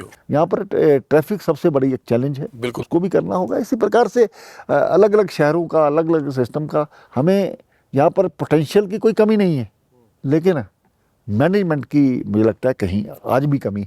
मैं सर जब आपसे बात कर रहा हूँ तो मेरे जहन में यही आ रहा है कि एक बड़ा तजुर्बा आपको बिल्कुल ज़मीनी स्तर से लेकर के कॉन्स्टिट्यूशनल पोस्ट तक का सारे तजुर्बे आपको हो गए। आप काउंसलर बने, कहा जाता है कि काउंसलर के घर के तो कुंडियाँ टूट जाती हैं, कितने लोग वहाँ पर आते हैं शिकायतें लेकर के। काउंसलर से मेयर, मेयर से स्पीकर बने, डिप्टी सीएम बने, लेफ्टिनेंट गवर्नर और गवर्नर। कविंदर गुप्ता जी के लिए कौन सा किरदार सबसे अच्छा रहा? कब वो सबसे ज़्यादा कंफर्टेबल रहे? क्योंकि जब आप गवर्नर हैं तो गवर्नर एक शांत पोस्ट मानी जाती है। आप ठीक है, आप सबसे ऊपर बैठे हैं और पूरे स्टेट को नीचे देख रहे हैं। और जब एक काउंसलर का जो काम होता था कि लगातार लोगों के काम भी करवाने हैं, तो क्या आप मिस करते हैं उस पॉलिटिक्स को भी? देखिए, नाली गली की राजनीति से लेकर के संवैधानिक पद तक पहुँचते पहुँचते स्वाभाविक बात है, जिस रास्ते से आदमी गुजरता है कुछ ना कुछ एक्सपीरियंस वहाँ से लेकर के आता है। पहले बार जब मैंने काउंसलर का इलेक्शन लड़ा था तो मैं अपने वार्ड के 7 बूथों में से 6 बूथ पर हारा था। अच्छा। और कुल मिलाकर के 58 वोटों से मैंने विजय पाई थी। अच्छा। 71 के हाउस में मेरी पार्टी के सिर्फ 25 लोग थे। उस वक्त हर साल इलेक्शन का प्रावधान हुआ करता था, लेकिन मैं जीतता था। 25 की बदले 36-37 जितने वोट रिक्वायर्ड होते थे वो मिलते थे। तो कहने का मतलब है कि जब मैं 6 बूथों पर हारा तो मुझे लगा कि इससे पहले मैंने ऊपर की राजनीति की है। मैं भारतीय जनता युवा मोर्चा का प्रदेश अध्यक्ष था। घर से गाड़ी निकालता था और कभी दूसरे ज़िले में कभी दूसरे ज़िले में चला जाता था, जहाँ कार्यकर्ताओं ने पहले से सेट रखी होती चीज़ें। लेकिन जब ज़मीनी स्तर पर काम करने का मौका मिला तो उससे सीखा कि बहुत कुछ करना बाकी है। तब से गली नाली की राजनीति के साथ तो लोगों से पर्सनल संपर्क करके मैं पैदल अपने वार्डों में घूमता था। मुझे लगता है कि उसका मुझे कुल मिला करके सीखने का मौका सीखने का मिला। राजनीति में सीखना भी चाहिए और आगे बढ़ने के लिए लोग हमारे से एक्सपेक्ट क्या करते हैं उस प्रकार की एक सोच बनानी चाहिए। हम जैसे वो इसमें कहा है of the people for the people by the people, तो उन्हीं के लिए काम करना है। पर मिस करते हैं उस क्योंकि आम लोग भी ये समझना चाहते हैं कि जैसे आप अपना एक्सपीरियंस बता रहे हैं, एक तो हमेशा पब्लिक में रहना है, फिर हमें पता लगा कि मोदी जी ने आपको फ़ोन किया कि भाई आपको जम्मू से हम बाहर कहीं भेज रहे हैं, आपको नहीं पता था शायद कि वो कहाँ भेज रहे हैं, पर लेफ्टिनेंट गवर्नर लगा दिया। ठीक है, उसमें फैसिलिटीज़ भी अच्छी होती हैं, उसमें आपको एक ओहदा बड़ा होता है, पर वो एक पब्लिक के साथ टच जो है वो टूट जाता है। ये ऐसा नहीं है। मैं लेफ्टिनेंट गवर्नर के नाते आपको जानकारी के लिए 7.5 महीने मुझे लद्दाख में काम करने का मौका मिला। मैंने सड़क मार्ग से 11,000 किलोमीटर का सफ़र और पूरी सर्दियां मैंने लद्दाख में काटी हैं। तो कोई गांव का नंबरदार, वहाँ पर नंबरदारी प्रथा है, कोई वो भी अगर हमारे पास आता था हम उससे मिलते थे। तो इस प्रकार का हमने रखा था। और हर 50 में जहाँ जब सफ़र करना 50 किलोमीटर के बाद लोगों से इंटरेक्शन करना, ये और तो आज कोई दिलचस्प किस्सा जी वहाँ का लोगों ने कहा होगा कि अरे आप तो पहले उप मुख्यमंत्री थे, अब आप नए रूप में आ गए। देखिए, मैं जम्मू कश्मीर का उप मुख्यमंत्री रहा हूँ। उस वक्त लद्दाख भी जम्मू कश्मीर के साथ ही था। हाँ। आज जो जोजिला टनल जो कश्मीर और लद्दाख को साथ में जोड़ रही है, प्रधानमंत्री जी ने उसका शिलान्यास किया था। उस वक्त मैं ही प्रधानमंत्री जी के साथ था और मैंने कभी सोचा नहीं था कि उसी टनल में अंदर 7 किलोमीटर जा कर के मुझे भी एक बार मौका मिलेगा कि उस काम को चेक करने का। तो स्वाभाविक बात है कि लद्दाख में जा कर के अच्छा लगा और मुझे वहाँ के लोग अपने से लगते थे। और लद्दाख का क्योंकि कुछ सेटअप आज भी वहाँ के जो बच्चे हैं जम्मू पढ़ने के लिए जाते हैं, आज भी वहाँ लद्दाख सराय है, वहाँ पर करगिल का वो है, आज भी वो जम्मू के साथ पूरी तरह से जुड़े हैं। तो मुझे लगता है कि उन्होंने मुझे बिल्कुल अपना समझ करके मुझे रिस्पॉन्स किया। हालांकि जैसे आपने 24 दिसंबर की बात की, उसके बाद कुछ दिनों के लिए कटुता, जो अधिकारी कहते थे कि आपको बाज़ार में नहीं जाना चाहिए, आपको ये नहीं करना चाहिए, लेकिन मैं वहाँ पर गया, किसी ने मेरा विरोध नहीं किया। एक भी व्यक्ति ऐसा नहीं है जिसने लेफ्टिनेंट गवर्नर के कारण से मेरा विरोध किया होगा। तो मुझे लगता है कि लद्दाख के में काम करने का मौका मिला। जैसे आपने कहा कि एक संवैधानिक पद से या गवर्नर के बड़ी ठाठ बाट, ऐसा कुछ नहीं है। आज भी लोगों के बीच में जाता हूँ, लोगों से मिलता हूँ। बहुत अच्छी बात है, कोई भी ऐसा व्यक्ति नहीं है। तो मुझे कई बार लगता है यार, तो आप तो गवर्नर वाली बात नहीं क्योंकि करते। जो इलेक्टेड पर्सन रहा, जो तो राय जनता में उसको वोटों की राजनीति नहीं करता हूँ, लेकिन लोगों के लिए आज भी मैं काम करता हूँ। सर, एक हमने ये भी सुना है कि 4, 5, 6 दिन ले लिया आपने ओथ लेने के लिए। वो मतलब क्या था, आधे लोगों को तो ये लगा होगा कि आप नहीं एलजी नहीं बनना चाहते, आप बड़े पद पे थे पहले, या कुछ और कारण था लेट ओथ लेने का। 14 को घोषणा होगी, आप 18 तक रुके। देखिए, इतना तो रुकना ही पड़ेगा, अपने आप को प्रिपेयर करना पड़ता है। हाँ। तो ऐसा नहीं है, मेरे लिए बड़ा सौभाग्य का विषय है। नक्षत्र का मसला था, कोई कई बार होता है ना, नक्षत्र में निकाल ये तो इसको तो मैं मानता हूँ। 140 करोड़ की जनता में अगर गवर्नमेंट इंडिया में संवैधानिक पद के रूप में या गवर्नर, लेफ्टिनेंट गवर्नर के रूप में कुछ लोगों को बनाया जाता है, तो मुझे लगता है कि बहुत बड़ा सम्मान है। राष्ट्रपति जी ने, हमारे प्रधानमंत्री जी ने, हमारे गृह मंत्रालय ने इस लायक समझा होगा। तो मैं भी ये भी सोचता हूँ कि किस प्रकार से 7.5 महीने में ही मुझे हिमाचल में मैं इसी पे आ रहा भेज दिया गया। मैं इसी पे आ रहा था। मोदी जी के बारे में पूरे देश में इतना क्लियर है कि वो हर किसी को, जिसको भी जिम्मेदारी सौंपते हैं, पूरी तरह कसौटी पे कसते हैं। और हमने ऐसा नहीं देखा कि इस तरह से प्रमोशंस कहीं उन्होंने दी हो। कितना बड़ा आपके लिए ये इस चीज़ को मानते हैं आप, कितनी बड़ी उपलब्धि आपके लिए है कि उन्होंने आपको प्रमोट करके बाकायदा जो है हिमाचल जैसी स्टेट में, जिसको वो अपना दूसरा घर कहते हैं, वहाँ भेजा। देखिए, मैं आपको साफ बताना चाहता हूँ, प्रधानमंत्री जी से उसके पहले और उसके बाद भी मिलने का मौका मिला। तो उन्होंने कहा कि हमने अभी यंग गवर्नर इसलिए बनाए हैं कि वो जाकर के वहाँ छुट्टियाँ काटने का काम ना करें, कम से कम काम करें, वहाँ पर काम करें। उनकी अपेक्षाएं हैं, अपने लिए नहीं है, देश के लिए है, राज्य के लिए है। तो मैं उन अपेक्षाओं पर खरा उतरूं, इस प्रकार का मेरा प्रयास रहना भी चाहिए। तो हिमाचल में मेरे से कोई छोटी गलती हो, वो उसको मैं नहीं चाहूँगा कि मेरे द्वारा कुछ इस प्रकार की कोशिश हो, क्योंकि हिमाचल को भली भांति जानते हैं। तो मेरा ये प्रयास चल रहा है कि सरकार के साथ मिलकर के, विपक्ष के साथ मिलकर के, सभी को कॉन्फ्रेंस में लेकर के हम एक अभियान की तरह इस राज्य की बेहतरी के लिए काम करें। तो मुझे लगता है उस पर एक प्रयास किया जा रहा है। हमें कई केंद्रीय मंत्रियों से जब हमारी ऑफ द रिकॉर्ड बात हुई, उन्होंने बताया कि मोदी जी ना कभी भी किसी भी मामले पर जो है फीडबैक ले लेते हैं। तो हम ये जानना चाहते हैं कि लोक भवन में भी कभी ऐसा होता है कि आप सुबह सुबह सोए हैं, अचानक फ़ोन आ गया, लेट नाइट मोदी जी का फ़ोन आ गया कि गुप्ता जी वो मसला क्या है? देखिए, जम्मू कश्मीर में जब हम राजनीति में थे तो इस प्रकार के फ़ोन अक्सर आया करते थे। अमरनाथ की यात्रा को लेकर के वो कभी भी फ़ोन किया करते थे।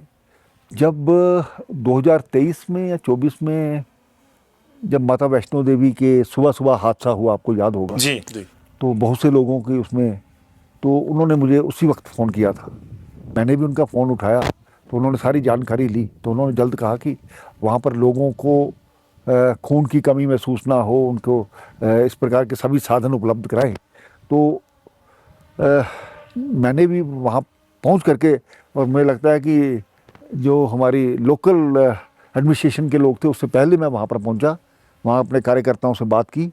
हमारे कार्यकर्ता पूरे उसमें काम करते रहे।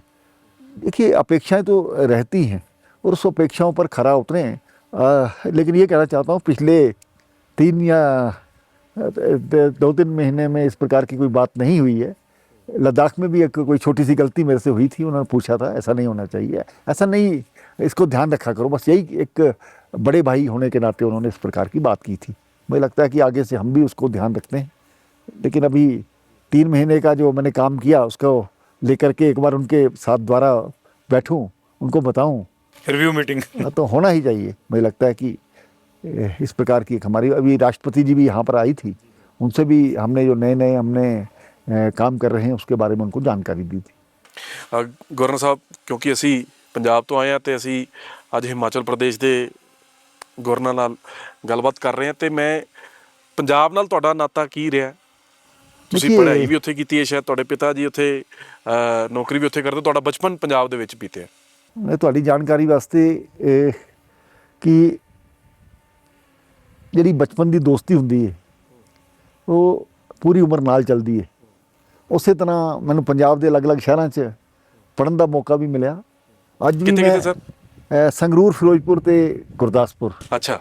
ਤੇ ਮੈਂ ਕਹਿਣਾ ਚਾਹਾਂਗਾ ਕਿ ਅੱਜ ਵੀ ਜਿਹੜੀ ਮੇਰੀ ਦੋਸਤੀ ਹੈ ਮੈਕਸਿਮਮ ਪੰਜਾਬ 'ਚ ਹੈ, ਔਰ ਉਹੀਓ ਦੋਸਤੀ ਹੁੰਦੀ ਹੈ। ਵੈਸੇ ਤੇ ਉਮਰ ਦੇ ਨਾਲ ਚਲਦੇ ਚਲਦੇ ਬੜੇ ਲੋਕ ਨਵੇਂ-ਨਵੇਂ ਮਿਲਦੇ ਹਨ, ਲੇਕਿਨ ਜੋ ਤੂੰ ਕਹਿਣ ਵਾਲੇ ਅੱਛਾ, ਉਹ ਸਾਰੇ ਪੰਜਾਬੀ ਅੱਜ ਨੇ ਸਾਥੀ ਸਾਰੇ ਪੰਜਾਬ 'ਚ ਨੇ। ਤੇ ਮੈਨੂੰ ਲੱਗਦਾ ਕਿ ਕਦੀ-ਕਦੀ ਜਦੋਂ ਅਸੀਂ ਆਪਣੇ ਮਿਲ ਬੈਠ ਜਾਈਏ ਕਾਲੇ ਕਿਤੇ। ਟਾਈਮ ਦੇ ਲੋਕ ਇਕੱਠੇ ਬੈਠਦੇ ਹਾਂ ਤਾਂ ਬੜੀਆਂ ਐਸੀਆਂ ਗੱਲਾਂ ਕਰਨ ਦਾ ਮਜ਼ਾ ਆਉਂਦਾ ਹੈ, ਪੁਰਾਣੀਆਂ ਯਾਦਾਂ ਨੂੰ ਯਾਦ ਪਰ ਕਰਕੇ। ਗੱਲਾਂ ਹਜੇ ਵੀ ਉਦਾਂ ਹੀ ਕਰਦੇ ਨੇ, ਉਹੀ ਸਟਾਈਲ 'ਚ। ਮੈਂ ਉਹ ਹਿਮਾਚਲ ਪ੍ਰਦੇਸ਼ ਮੈਂ ਦੇ ਉਹੀ ਗਵਰਨਰ ਕਹਿ ਨਾਲ ਰਿਹਾ ਗੱਲ ਕਿ ਕਰਦੇ ਨੇ ਤੇ ਬਦਲਾਵ ਨਹੀਂ ਆਉਂਦਾ, ਦੋਸਤੀ ਉਦਾਂ ਹੀ ਤੂੰ ਹੈ। ਕਰਨ ਵਾਲੇ ਕੁਝ ਲੋਕ ਹੀ ਰਹਿ ਗਏ ਨੇ, ਤੇ ਇਸ ਕਰਕੇ ਉਹਨਾਂ ਨਾਲ ਬਹਿਣ ਦਾ ਜ਼ਿਆਦਾ ਮਜ਼ਾ ਆਉਂਦਾ ਹੈ। ਅੱਜ ਵੀ ਮੈਂ ਜਦੋਂ ਉੱਥੋਂ ਬਾਈ ਰੋਡ ਨਿਕਲਦਾ ਹਾਂ ਤੇ ਆਪਣੇ ਦੋਸਤਾਂ ਨੂੰ ਫੋਨ ਕਰਕੇ ਤੇ ਇੱਕੋ ਜਗ੍ਹਾ ਇਕੱਠੇ ਅਸੀਂ ਕਰਨੇ ਆ, ਅਸੀਂ ਗੱਪਸ਼ਪ ਲਗਾਉਂਦੇ ਹਾਂ, ਘੰਟਾ ਇੱਕ ਚਾਹ ਪੀਂਦੇ ਆ, ਫਿਰ ਉਸ ਤੋਂ ਬਾਅਦ ਵੱਖ-ਵੱਖ ਸ਼ਹਿਰਾਂ ਦੇ ਵਿੱਚ ਰਹੇ। ਫਿਰ ਤੁਸੀਂ ਕਿੱਦਾਂ, ਪਿਤਾ ਜੀ ਉੱਥੇ ਕਿਹੜੇ ਡਿਪਾਰਟਮੈਂਟ 'ਚ ਸੀਗੇ ਜੀ? पोस्ट एंड टेलीग्राफ डिपार्टमेंट से उन्होंने। ਅੱਛਾ ਜੀ, ਫਿਰ ਉਹ ਟ੍ਰਾਂਸਫਰ ਹੁੰਦੇ ਰਹਿੰਦੇ ਹੋਣੇ। लेकिन ज़्यादा जी मेरी स्टडी है, देखिए पहली तो लैके चौथी तक मैं उत्थे संगरूर पढ़िया। खैर उदों ਉਹਦਾ ਇੰਨਾ ਯਾਦ ਨਹੀਂ ਸੀ। ਤੇ ਉਸ ਤੋਂ ਬਾਅਦ ਫਿਰੋਜ਼ਪੁਰ ਆਏ। ਫਿਰੋਜ਼ਪੁਰ ਵੀ 4 ਸਾਲ ਦਾ ਜਾਂ 3 ਸਾਲ ਦਾ ਟੈਨਿਓਰ ਸੀ। ਉਸ ਤੋਂ ਮੈਕਸਿਮਮ ਜਿਹੜਾ ਟਾਈਮ ਕੱਢਿਆ ਤੇ ਮੈਂ ਉਹ ਗੁਰਦਾਸਪੁਰ ਦੇ ਆਸ-ਪਾਸ ਹੀ ਕੱਢਿਆ। ਤੇ ਮੈਨੂੰ ਲੱਗਦਾ ਕਿ ਉੱਥੇ ਦੇ ਸਕੂਲ ਕਾਲਜ ਦੀ ਜਿਹੜੀ ਸਿੱਖਿਆ 8ਵੀਂ ਤੋਂ ਲੈ ਕੇ ਤੇ ਆਪਣੀ ਪੂਰੀ ਸਿੱਖਿਆ ਉੱਥੇ ਕੱਢੀ। ਇਸ ਕਰਕੇ ਗੁਰਦਾਸਪੁਰ ਜ਼ਿਲ੍ਹਾ, ਪਠਾਨਕੋਟ ਆਸ-ਪਾਸ ਦੇ ਇਲਾਕਿਆਂ 'ਚ ਇੱਕ ਦੋਸਤੀ ਔਰ ਰਾਜਨੀਤੀ ਦੇ ਨਾਤੇ ਜੋ ਦੇਖਿਆ ਜਾਏ ਤੇ ਮੈਂ ਪੰਜਾਬ ਵਿਦਿਆਰਥੀ ਪ੍ਰੀਸ਼ਦ ਦਾ ਸੈਕਟਰੀ ਰਿਹਾ। ਅੱਛਾ। ਤੇ ਇਸ ਕਰਕੇ ਅਲੱਗ-ਅਲੱਗ ਜ਼ਿਲ੍ਹਿਆਂ ਵਿੱਚ ਜਾਣ ਦਾ ਮੌਕਾ ਵੀ ਮਿਲਦਾ ਸੀ। ਉਹ ਜੋ ਦੋਸਤੀ ਮੈਨੂੰ, ਕਿਉਂਕਿ ਸਰ ਤੁਹਾਡਾ ਪੋਲੀਟੀਕਲ ਤਜਰਬਾ ਵੀ ਬਹੁਤ ਜ਼ਿਆਦਾ ਹੈ, ਔਰ ਤੁਸੀਂ ਹਿਮਾਚਲ ਪ੍ਰਦੇਸ਼ ਦੇ ਗਵਰਨਰ ਹੋ, ਜੰਮੂ ਤੋਂ ਰਹਿਣ ਵਾਲੇ ਹੋ, ਬਾਰਡਰ ਦੋਨੋਂ ਹੀ ਬਾਰਡਰ ਸਟੇਟਸ ਨੇ। ਪੰਜਾਬ ਦੀ ਪੋਲਿਟਿਕਸ ਦੇ ਵਿੱਚ ਤੁਸੀਂ ਬੀਜੇਪੀ ਨੂੰ ਕਿਵੇਂ ਦੇਖਦੇ ਹੋ? ਕਿਉਂਕਿ ਹੁਣ ਅਗਲਾ ਇੱਕ ਟਾਸਕ ਬੀਜੇਪੀ ਦਾ ਮੰਨਿਆ ਜਾ ਰਿਹਾ ਕਿ ਪੰਜਾਬ, ਇਹ ਹੋ ਸਕਦਾ ਮੈਂ ਤੁਹਾਡੇ ਕੋਲ ਪੋਲੀਟੀਕਲ ਕੁਐਸਚਨ ਪੁੱਛ ਰਿਹਾ, ਪਰ ਮੈਂ ਤੁਹਾਡੇ ਤਜਰਬੇ ਦੇ ਅਕੋਰਡਿੰਗ ਪੁੱਛ ਰਿਹਾ ਕਿ ਕੀ ਸਮਝਦੇ ਹੋ ਤੁਸੀਂ ਕਿ ਬੀਜੇਪੀ ਜਾਂ ਕੇਂਦਰ ਸਰਕਾਰ ਦੀ ਨੀਤੀਆਂ 2014 ਤੋਂ ਪੰਜਾਬ ਦੇ ਲੋਕ ਐਕਸੈਪਟ ਨਹੀਂ ਕਰ ਪਾ ਰਹੇ ਕਿ 2027 ਦੇ ਵਿੱਚ ਜਾਂ ਆਉਣ ਵਾਲੇ ਸਮੇਂ ਦੇ ਵਿੱਚ, ਹੁਣ ਦੇਸ਼ ਦੇ ਪ੍ਰਧਾਨ ਮੰਤਰੀ ਕੱਲ੍ਹ ਵੀ ਉੱਥੇ ਹੋ ਕੇ ਗਏ ਨੇ, ਕੀ ਐਕਸੈਪਟੈਂਸ ਹੁਣ ਵਧੇਗੀ ਬੀਜੇਪੀ ਦੀ ਪੰਜਾਬ ਦੇ ਲੋਕਾਂ ਦੇ ਵਿੱਚ? ਪੰਜਾਬ ਵਿੱਚ ਜਿਸ ਪ੍ਰਕਾਰ ਖਾਲਿਸਤਾਨ ਦਾ ਦੌਰ ਰਿਹਾ, ਉਸ ਵਿੱਚ ਅੱਜ ਸਾਨੂੰ ਇਹ ਮੰਨਣਾ ਪਏਗਾ ਹਿੰਦੂ ਸਿੱਖ ਸਾਰੇ ਇੱਕੋ ਮਾਂ ਦੇ ਜਾਏ ਨੇ। ਅਤੇ ਉਹਦੇ ਕਰਕੇ ਜਿਸ ਤਰ੍ਹਾਂ ਸਾਡੇ 'ਚ ਕੁਛ ਲੋਕਾਂ ਨੇ ਵਿੱਚ ਵਿਤਕਰਾ ਪਾਉਣ ਦੀ ਕੋਸ਼ਿਸ਼ ਕੀਤੀ, ਉਹਦਾ ਪਰਿਣਾਮ ਹੈ ਕਿ ਅੱਜ ਤੱਕ ਉਹ ਚੀਜ਼ਾਂ ਸਾਨੂੰ ਭੁਗਤਣੀਆਂ ਪਈਆਂ। ਅੱਜ ਉਸ ਚੀਜ਼ 'ਤੇ ਲੋਕ ਰਾਜਨੀਤੀ ਕਰਦੇ ਰਹੇ। ਇਸ ਦੇਸ਼ ਵਿੱਚ ਮੈਨੂੰ ਕਹਿਣ 'ਚ ਕੋਈ ਇਤਰਾਜ਼ ਨਹੀਂ ਹੈ ਕਿ ਕਿਸਾਨ ਅੰਦੋਲਨ ਉਹ ਜਿਹੜਾ ਹੋਇਆ ਸੀ, ਉਹ ਵਿਦੇਸ਼ੀ ਤਾਕਤਾਂ ਉੱਥੇ ਖਰਾਬ ਕਰਨ ਦੀ ਕੋਸ਼ਿਸ਼ ਕਰ ਰਹੀਆਂ ਸਨ। ਹਾਲਾਂਕਿ ਪ੍ਰਧਾਨ ਮੰਤਰੀ ਜੀ ਨੇ ਜਿਹੜੇ ਕਾਨੂੰਨ ਲਗਾਏ ਸਨ ਉਹ ਵਾਪਸ ਵੀ ਲਏ ਕਿ ਦੇਸ਼ ਹਿੱਤ 'ਚ ਕੋਈ ਗਲਤ ਕਿਸੇ ਨੂੰ ਨਾ ਲੱਗੇ, ਲੇਕਿਨ ਉਹ ਸਾਰੀਆਂ ਚੀਜ਼ਾਂ ਦੇਸ਼ ਦੇ ਹਿੱਤ ਵਿੱਚ ਸਨ। ਲੇਕਿਨ ਕੁਛ ਲੋਕ ਜਿਹੜੇ ਬਾਅਦ 'ਚ ਇੱਕ ਟੂਲ ਕਿਟ ਦੇ ਮਾਧਿਅਮ ਨਾਲ ਕੰਮ ਕਰ ਰਹੇ ਸਨ ਕਿ ਇੱਥੇ ਮਾਹੌਲ ਖਰਾਬ ਕਰਨਾ ਹੈ, ਪੰਜਾਬ ਨੂੰ ਕਿਸ ਤਰ੍ਹਾਂ ਖ਼ਤਮ ਕਰਨਾ ਹੈ, ਖਾਲਿਸਤਾਨ ਦੀ ਜਿਹੜੀ ਮੂਵਮੈਂਟ ਹੈ ਉਹਨੂੰ ਦੁਬਾਰਾ ਲਿਆਉਣ ਦੀ ਕੋਸ਼ਿਸ਼ ਕਰਨੀ, ਇਸ ਪ੍ਰਕਾਰ ਦੀ ਕੋਸ਼ਿਸ਼ ਕੀਤੀ ਗਈ। ਲੇਕਿਨ ਅੱਜ ਉਹਦੇ ਵਿੱਚ ਪੰਜਾਬ ਹੌਲੀ ਹੌਲੀ ਜਿਹਨੂੰ ਇੱਕ ਖੁਸ਼ਹਾਲ ਪ੍ਰਦੇਸ਼ ਕਿਹਾ ਜਾਂਦਾ ਸੀ, ਇੱਕ ਗੁਰੂਆਂ ਦੀ ਧਰਤੀ ਸੀ, ਅੱਜ ਉਹ ਨਸ਼ੇ ਦੀ ਧਰਤੀ ਬਣ ਕੇ ਰਹਿ ਗਈ ਹੈ। ਤੋ ਬੜੇ ਲੋਕਾਂ ਨੇ ਬੜੀ ਚੀਜ਼ਾਂ ਨੂੰ ਅਜਮਾ ਲਿਆ, ਅਤੇ ਹੁਣ ਮੈਨੂੰ ਲੱਗਦਾ ਹੈ ਕਿ ਜਿਸ ਤਰ੍ਹਾਂ ਅਲੱਗ-ਅਲੱਗ ਪਾਰਟੀਆਂ ਕੋਸ਼ਿਸ਼ ਕਰ ਰਹੀਆਂ ਹਨ, ਅਤੇ ਮੈਨੂੰ ਲੱਗਦਾ ਹੈ ਕਿ ਇੱਕ ਨਈ ਕ੍ਰਾਂਤੀ ਆਉਣ ਵਾਲੇ ਸਮੇਂ ਵਿੱਚ ਆਏਗੀ। ਪੰਜਾਬ ਨੂੰ ਦੁਬਾਰਾ ਇੱਕ ਗੁਰੂਆਂ ਦੀ ਧਰਤੀ ਜਿਹਨੂੰ ਕਿਹਾ ਜਾਂਦਾ ਹੈ, ਉਹ ਨਸ਼ੇ ਦੀ ਧਰਤੀ ਤੋਂ ਖਤਮ ਹੋਏ। ਇਸ ਕਰਕੇ ਜਿਸ ਤਰ੍ਹਾਂ ਬੰਗਾਲ ਵਿੱਚ ਇੱਕ ਕ੍ਰਾਂਤੀ ਆਈ ਹੈ, ਉਸੇ ਤਰ੍ਹਾਂ ਦੀ ਕ੍ਰਾਂਤੀ ਪੰਜਾਬ ਬਾਰਡਰ ਸਟੇਟ ਹੋਣ ਦੇ ਨਾਤੇ ਲਿਆਉਣ ਦੀ ਜ਼ਰੂਰਤ ਹੈ। ਗਵਰਨਰ ਸਾਹਿਬ, ਹਿਮਾਚਲ ਪ੍ਰਦੇਸ਼ ਦੇ ਬਤੌਰ ਗਵਰਨਰ ਤੁਸੀਂ ਹਿਮਾਚਲ ਪ੍ਰਦੇਸ਼ ਔਰ ਪੰਜਾਬ ਦੇ ਰਿਸ਼ਤਿਆਂ ਦੇ ਵਿੱਚ ਪਿਛਲੇ ਦਿਨਾਂ ਦੇ ਵਿੱਚ ਆਪਾਂ ਖਟਾਸ ਦੇਖੀ।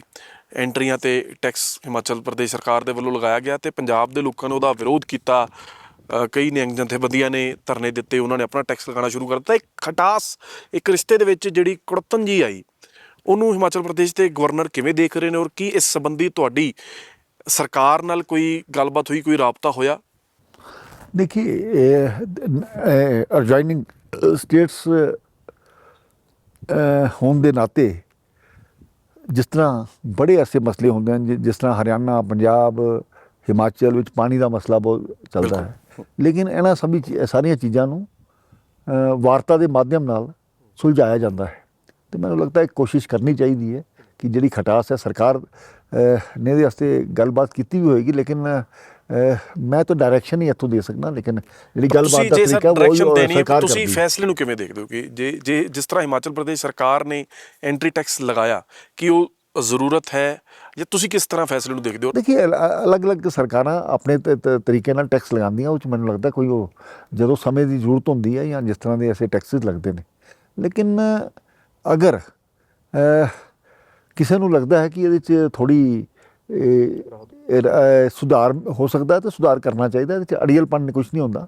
ਲੇਕਿਨ ਮੈਨੂੰ ਲੱਗਦਾ ਹੈ ਲੇਕਿਨ ਇਹ ਚੀਜ਼ਾਂ ਮਿਲ ਬੈਠ ਕਰਕੇ सुलझदियाँ हैं तो उन्हें सुलझाना चाहिए। सर थोड़ा सा विषय बदलते हो, कहते हैं ना सीधे सीधे रास्तों को थोड़ा सा मोड़ दे दो। अपने परिवार के बारे में बताइए, हमारे प्रदेश के दर्शक जो हैं वो जानना चाहते हैं आपके परिवार के बारे में कि हमारे जो गवर्नर साहब हैं उनके परिवार में कौन कौन है, क्या क्या करते हैं। कि मेरी 2 बेटियां हैं, एक बेटा है, तीनों ही मैरिड हैं। और परिवार मेरा जम्मू में रहता है। बेटी मेरी एक जम्मू में है, एक गुड़गांव में है। बेटा एक जो कहते हैं कि MBA उसने किया है, सर्वाइव करने की कोशिश कर रहा है, अपने अपने काम शाम देखता रहता है, दौड़ता है। भी कोई अपना कोई पर्सनल बिजनेस नहीं है, उसको एस्टेब्लिश करने का प्रयास करता है। तो मुझे लगता है कि आने वाले समय में एक एंटरप्रेन्योर होने के नाते वो काम करेगा। परिवार के प्रति जब भी उनको ज़रूरत होती है मेरी सलाह की, तो मैं सलाह देता रहता हूँ। तो गवर्नर साहब मदद नहीं करते, सलाह देते। तो मुझे लगता है कि मुझे लगता है कि राजनीति में एक एक्टिव कार्यकर्ता होने के नाते तो ये कोशिश करनी चाहिए कि परिवार और पार्टी और समाज तीनों के साथ राब्ता बना रहे, लेकिन उसकी रोजी रोटी पे आंच नहीं आनी चाहिए। लेकिन मैंने इस चीज़ को भुगता है। अच्छा, कैसे सर? देखिए, मैं 3 बार जम्मू का मेयर रहने के बाद मुझे दुकान डालनी पड़ी। अच्छा, तो किस चीज की सर दुकान? मैं इन्वर्टर, बैटरीज, बिजली शेली के सामान की मैंने दुकान डाली थी इसमें। 3 बार लगातार मेयर बनने के बाद भी? हाँ, तो इसलिए मुझे पता है, मैं बच्चों की फीस देने के लिए मेरे लिए बड़ी दिक्कत होती थी, वो समय मैंने देखा है। तो उसके लिए कोई पार्टी कारण नहीं है या कुछ नहीं, मेरी मैनेजमेंट में कहीं ना कहीं फ़र्क आया होगा। 93 में मैं बीजेपी यूथ विंग का भारतीय जनता युवा मोर्चा का अध्यक्ष बना था। उसके बाद मेरा कोई 2-3 महीने के बाद एक्सीडेंट हो गया। मैं काफ़ी 1.5-2 साल बाद बेड पर रहा, जिसमें मेरी टांग टूट गई, मेरा सिर खुल गया, सारा टांग टूट गई। तो परिवार भी सारा उस से ग्रस्त हुआ, लेकिन अपने आप को द्वारा सरवाइव किया। तो मुझे लगता है कि हालात जैसे ही बने उससे तो हार आपने नहीं माननी राजनीति पे चाहिए। ज्यादा ध्यान दिया, फिर वो इन्वर्टर बैटरी वाली दुकान फिर भी नहीं चली? नहीं चलाई मैंने, चलाई, उससे चल उससे जितना भी सीख हुआ, होता था। survival हुआ। कई बार तो वो एक्सपीरियंस है उसका, दुकान पर लोग आकर के कहते थे, क्योंकि लोगों ने अक्सर मुझे टीवी में देखा था, यहाँ कहा आता था, आपको कहीं देखा है। इस प्रकार की एक वो रहती थी। मैडम का किस तरह से सपोर्ट रहता है इस पूरे मसले में? देखिए, मेरा परिवार मेरी राजनीति में या मेरे काम में बिल्कुल इंटरफेयर नहीं करता है। जहाँ तक सपोर्ट होती है वो मुझे पूरी तरह से सपोर्ट करते हैं। साइलेंट एक वर्कर बन करके वो काम करते हैं। घर में, क्योंकि पॉलिटिकल आदमी होने के नाते लोगों का घर में काफ़ी आना जाना रहता था, किस प्रकार से चाय पिलानी, उनको खुश कर, मैं घर में नहीं हूँ तो उनको किस प्रकार से खुश करके भेजना। ठीक है, ड्यूरिंग इलेक्शन वो भी कोशिश करते हैं कि चलो लोगों के घरों में चक्कर लगाना, लेकिन उसके बाद उनकी राजनीति बिल्कुल खत्म हो जाती है। जिस तरह से आपने बताया कि मेयर रहने के बावजूद मुझे इस तरह से आजीविका कमानी पड़ी, तो उस ज़माने में तो राजनीति में जो थे ये ईमानदारी के साइड इफ़ेक्ट्स भी कहे जा सकते हैं। तो फिर शादी हुई कैसी? क्योंकि लव मैरिज तो होती नहीं थी उस ज़माने में, अरेंज मैरिज हुई, तो कैसे मान गए लड़की वाले की एक नेता को जो है लड़की दे दो? लव मैरिज हुई थी। मैं यही आना चाह रहा था, कैसे, कहाँ मिले? मैं सीधे कहीं भी मिलता है, परिवार में जी। कोई अच्छा लगता है तो उसमें शादी करने में कोई राय नहीं, और बड़ी सफल शादी चल रही है। और ऐसा नेता को लगता है कि यार लव मैरिज ही ठीक रहेगी, अरेंज में तो बात बननी उनका घर मेरे घर के पास ही था। थोड़ा शेयर। अच्छा। तो मेरे फादर की पोस्ट ऑफिस कॉलोनी में हम जी रहते थे, गवर्नमेंट क्वार्टर्स में जी। तो उनका घर सामने कहीं था। पंजाब के तो नहीं? नहीं, पंजाब से तो नहीं, जम्मू से ही हैं वो। तो वो जो मीरपुर कोटली, जो पाकिस्तान से जो जम्मू कश्मीर था, वहाँ के रहने वाले लोग। वही बात फिर से वही ऑर्थोडॉक्स जमाना था, जब आपने घर में बताया। किसने बताया घर में? पहले बात कैसे चली, ये शेयर करिए, हमारे दर्शक जानना चाहते हैं। ये लंबी बातें हैं, पर्सनल बातें हैं, लेकिन जिस तरह से स्वाभाविक बात है, मैं इसलिए पूछ रहा हूँ, एक लव अरेंज मैरिज थी। जी। तो माता पिता ने पूरा साथ दिया उसमें। अच्छा। घर बैठ करके बात हुई होगी उसमें। मेरे तो अभी जो है गवर्नर साहब हैं, अभी आप निकल जाएंगे तो सब स्टैंड 2 हो जाएंगे, सब हो जाएंगे। तो घर में गवर्नर साहब की कितनी चलती है? देखिए, ये जो संवैधानिक पद होते हैं यहीं के लिए होते हैं। जब अपने घर में जाओ तो घर में, तो मैं तो ये कहता हूँ, मेरी बेटी भी मुझे डांटती है, पापा ऐसे नहीं है, नहीं वो चीज़ें कहती है कई बार। उसको मैं अपनी जो रोज़मर्रा की रिपोर्ट है, चाहे वो शुगर की रिपोर्ट है, बीपी की रिपोर्ट है, उसको वो डॉक्टर है उसको रोज़ भेजता हूँ। यहीं पड़ी है मेरे ख्याल, सुंदरनगर से करके गई हैं। हाँ, उसको मैं रोज़ अपनी रिपोर्ट भेजता हूँ। अच्छा जी। तो वो जब कुछ थोड़ा फर्क होता है, क्या किया था आपने, अब क्या खाया था, इतना बच्चों का घर के गवर्नर वही है। तो खाने को लेकर मैडम की ओर से भी कोई बंदिश रहती है, टीका टिप्पणी या रोक टोक रहती है, या क्या आपको खाने में पसंद है? मैं साधारण दाल खाने वाला आदमी हूँ, जिंदगी में अंडा मीट मैंने कभी नहीं खाया है। तो अच्छा, हमारे गवर्नर साहब के ना जी, अदर देन पॉलिटिक्स क्या शौक है? फिल्में, म्यूजिक, किताबें पढ़ना, क्या शौक? मैं कविता लिखता हूँ, कॉमेडी सुनता हूँ जी। कॉमेडी सुनने का मुझे बहुत शौक अच्छा, है। किसको सुनते हैं सर? मैं पाकिस्तानी स्टेट ड्रामा। फिर तक कलोला चंगिया सर, तो पता नहीं है जी। उस चीज को मैं देखता हूँ। जी। और कोई भी हास्य रस की कविता है, मैं वो भी पढ़ता हूँ। और मुझे इसके अलावा जितने कंसंट्रेशन के साथ किताबें पढ़नी चाहिए मैं नहीं पढ़ पाता। अच्छा, मैं अखबारों की भी हेडलाइंस पढ़ता हूँ, और कोई खबर अच्छी लगे तो फिर डीपली पढ़ते हैं उसको। फिर तो क्या अपनी कविताएं आप समाज पर और क्या राजनीतिक पर, क्योंकि हास्य कविताएं भी उस पर लिखते हैं, कभी लिखी है भी हैं? देखिए, सभी तरह की कविताएं लिखता हूँ। सुना दीजिए। उसमें एक छोटी सी कविता आपको सुनाऊंगा। मैं कई बार, जिसको चुटकियां कहा जाता है इस तरह, जी। मैं पेट्रोल पंप पर लगा एक बोर्ड हूँ, मुझ पर लिखा है सिगरेट पीना मना है। और मुझे याद है जब वो लिख रहा था तो सिगरेट पी रहा था। सिगरेट पी रहा था। तो एक ये कविता है, एक मैं अभिमन्यु ये जानते हुए कि मृत्यु निश्चित है, चक्रव्यूह में कूदने को तत्पर हूँ, पर है तुम में कोई अर्जुन जो ये प्रण लेगा कि सूर्य ढलने से पहले जयद्रथ का वध होगा। क्या बात, क्या बात। क्योंकि पारिवारिक तो बातें चल रही है सर। जब ये कविताएं आप सुनाते हैं भाभी जी को घर में, तो उनका क्या रिएक्शन होता है? उनका इंटरेस्ट है कविताओं में? अब मैं इसके बारे में कुछ नहीं कह सकता, लेकिन छोटी कविता इतनी लिखो तो मैं सभी सुना दो। सुनने के आतुर रहते हैं। जब जी। लंबी कविताएं होती तो नहीं सुनते। अच्छा, मैं ये जानना चाहता हूँ कि भाभी जी के साथ कभी आउटिंग पे आप गए जाते हैं, अभी भी जाते हैं? अभी हमने देखा, ठीक है, परिवार के साथ अभी भी जाते हैं, चिप्स वगैरह में देख रहा, आप माल रोड पे खा रहे थे। तो पहली फिल्म कौन सी थी जो आपने देखी?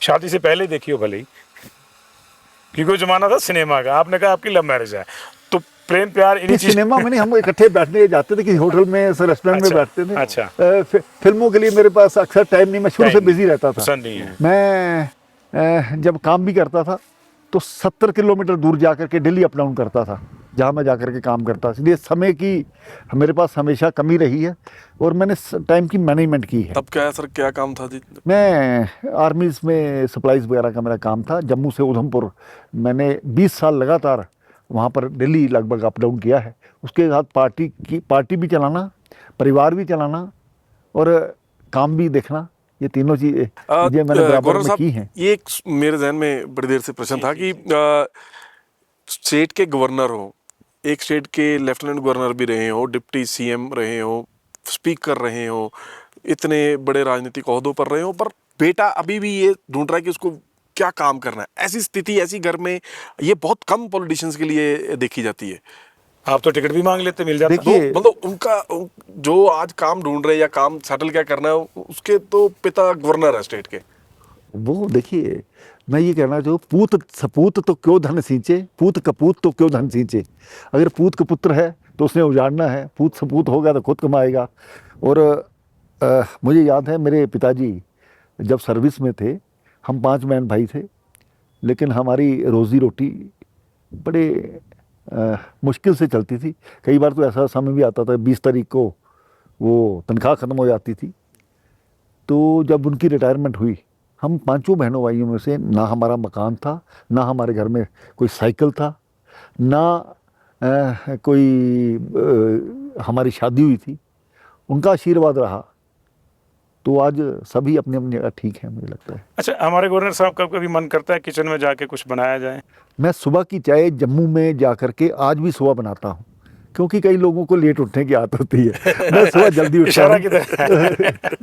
गवर्नर साहब पे घर के गवर्नर साहब हाँ, पे। तो ऐसा है कि मैं जब सुबह जल्दी उठता हूँ, मंदिर मेरा जाना रूटीन मैटर है जी। मैं जम्मू में भी जब जाता हूँ तो पूरा रुद्राभिषेक करता हूँ 1 घंटा, तो मंदिर में लेकिन जाकर के। चाय के अलावा नहीं दखल देते फिर? तो उसके अलावा बाकी ज़रूरत नहीं पड़ती। और मैंने जम्मू में जब मैं पहली बार गया था तो मैंने, आपकी जानकारी के लिए, मैंने, क्योंकि काम नहीं था पिताजी का किस प्रकार से मैं सहयोग कर सकूं, मैंने वहाँ पर रंग की भट्टी लगाई। जो स्कूटर रंग करते हैं, मोटरसाइकिल की रंग करते हैं, कारें रंग करते हैं, उसकी भट्टी लगाई थी मैंने। तो कई बार ये जो पेंटर्स होते हैं या वो जो हेल्पर्स होते हैं, वो छोड़ करके चले आते थे।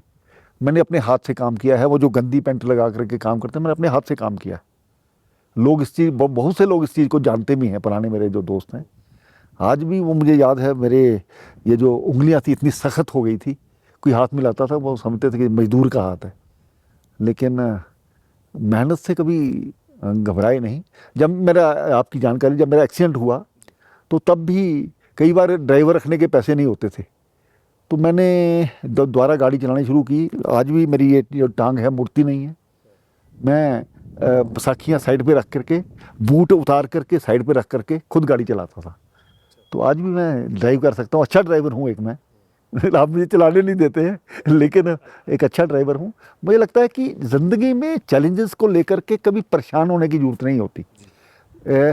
तो कई बार तो मुझे लगता था कि जब मैं कभी पार्टी से सीट मांगता हूँ, पार्टी भी ना करती है, तो फिर मैं पार्टी के विरोध में कुछ नहीं कहता था, मैं यही सोचता था। मैंने एक लिखा था, मेरी ज़िंदगी एक मुसलसल सफ़र है, मंजिल पे पहुँचे तो मंजिल बढ़ा दी। लेकिन मुझे लगता है कि आज मैं अगर हूँ कहीं, अपनी पार्टी की वजह से, अपने नेताओं की वजह से, अपने व्यवहार की वजह से, अपने काम की वजह से। जितनी बातचीत सर हम समझ पाए हैं कि आमतौर पे आपने भी बात की कि गवर्नर्स की लाइफ को एक ठाट पाट की लाइफ समझा जाता है, पर क्या आपका परिवार ज़्यादा समय यहाँ वो अपनी रूटीन लाइफ वहाँ जम्मू पे रूटीन लाइफ में जी रहे हैं, वो यहाँ पे आपके साथ? क्योंकि कई बार होता है कि भाई गवर्नर एक दिन शपथ के समय आए थे, अच्छा, एक दिन राष्ट्रपति जी आई थी तब आए थे, उसके बाद एक बार आए। तो मुझे लगता है कि भी मैं जम्मू में जाके उनको मिलाता हूँ। अच्छा, वो उनको इंटरेस्ट नहीं है कि आप क्वींस ऑफ हिल्स में बैठे हैं, हिमाचल प्रदेश के गवर्नर हैं, वो रूटीन देखिए लाइफ मेरे लिए कोई ऑप्शन नहीं है, तो मुझे लगता है मैं तो यहाँ बिजी रहता हूँ, वो अपने कामकाज से उनको मतलब रखना चाहिए। क्योंकि माँ का दिल करता है कि मैं बेटे का ध्यान रखूँ, तो स्वाभाविक बात है कि उधर रहना। क्योंकि ये बात मैसेज जाना चाहिए, ज़्यादा से ज़्यादा समाज में ये मैसेज जाना चाहिए कि पॉलिटिशियंस की ऐसी भी लाइफ होती है, एक लाइफ दूसरी भी देखी जाती है, एक लाइफ। आपको पता है सर, यहाँ एक ऐसे भी गवर्नर साहब हुए हैं, मैं नाम नहीं लेना चाहूँगा, जिनका इतना बड़ा परिवार आके रहना शुरू हो गया यहाँ था कि ये वाला गवर्नर हाउस छोटा पड़ गया था और पीटर हाउस में शिफ्ट करना पड़ गया था। तो ये तो बड़ी बड़ी दिलचस्प बात है कि ये वाले गवर्नर साहब तो परिवार को नहीं रखते साथ में, ये रहता नहीं। मैं तो कई बार देखता हूँ इतना बड़ा घर तो लोग मेरे कोई मिलने भी आता है तो मेरा अप्रैतिक इतने बड़े उसमें मुझे लगता है कि। तो फिर खाली समय में क्या करते हैं जी फिर ऑफिस खाली से? समय में देखिए मैं पूरे देश की जान के, एक तो मुझे ये अपने टीवी वगैरह देखने का शौक है, टीवी में ज़्यादा देखता रहता हूँ, अपडेट रहते हैं उससे। हाँ, उसके अलावा यही रहता है कि कुछ छोटे मैसेज, जैसे मैंने कहा मेरी आदत है किताब देखनी है लेकिन पूरी पढ़नी नहीं है। तो इस तरह की ये जहाँ इंटरेस्ट हो आप इसको अच्छी आदत कहो या नहीं आदत कहो, कंसंट्रेशन बन नहीं पाती है, 10 काम ध्यान में आते हैं। ये शुरू से ही सर पढ़ाई में कैसे थे? ठीक था, अगर ज़्यादा पढ़ जाता तो मुझे लगता है कि हेड क्लर्क लगा होता। अच्छा सर, ये फिर वापस आते हैं हिमाचल प्रदेश। हिमाचल प्रदेश की एक बड़ी समस्या आज की डेट में है, वो पूरे देश की भी समस्या है, पंजाब का भी आपने जिक्र किया, नशाखोरी की। और आए दिन इस तरह की चीज़ें आपने देखा होगा, यूथ है। प्रॉब्लम कहाँ आ रही है? हम ऐसा नहीं है कि उसको टैकल नहीं कर रहे हैं, प्रॉब्लम कहाँ आ रही है कि हम लोग जो है रोगी को पकड़ रहे हैं और रोग को नहीं पकड़ पा रहे। जो लोग बेचते हैं वो कोई एक अलग ग्रोह है, उन पे ज़्यादा हाथ नहीं डल रहा है। भारत सरकार की ओर से पूरी बॉर्डर पर तारबंदी की गई है और ये मानना पड़ेगा जी, अधिकांश जो ड्रग है वो बॉर्डर पार से आती है। कहीं ना कहीं इस पर और चिंता करने की जरूरत है।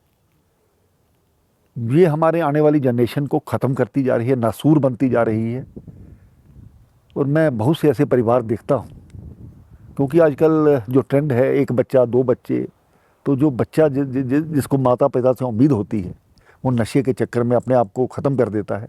बहुत से ऐसे बड़े घरों के लोगों को मैंने देखा है जिन्होंने ओवरडोज के कारण से बच्चे खो दिए। सब कुछ उनके पास था लेकिन वो संस्कार नहीं दे पाए।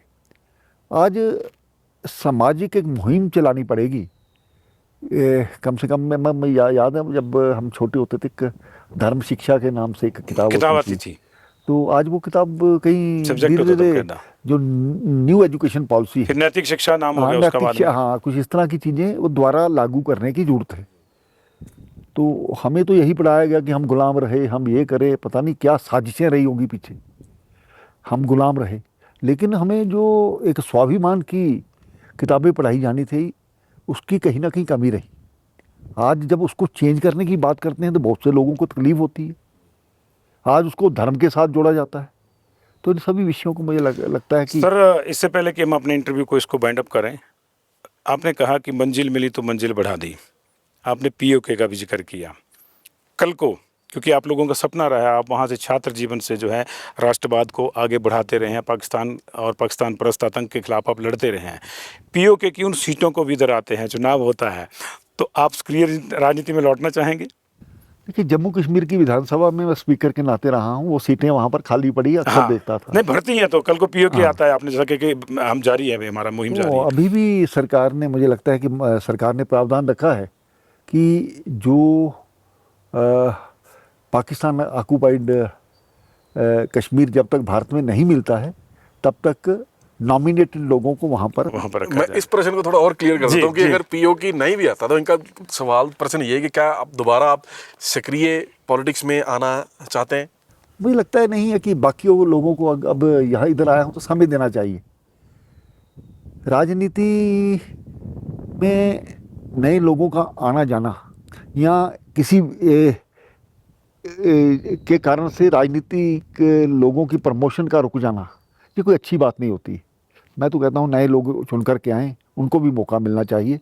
जब हमारे आगे कई लोग खड़े थे हम भी सोचते थे कि हमारी बारी कब आएगी, तो इस तरह से बाकी लोगों की भी अपेक्षा रहती है।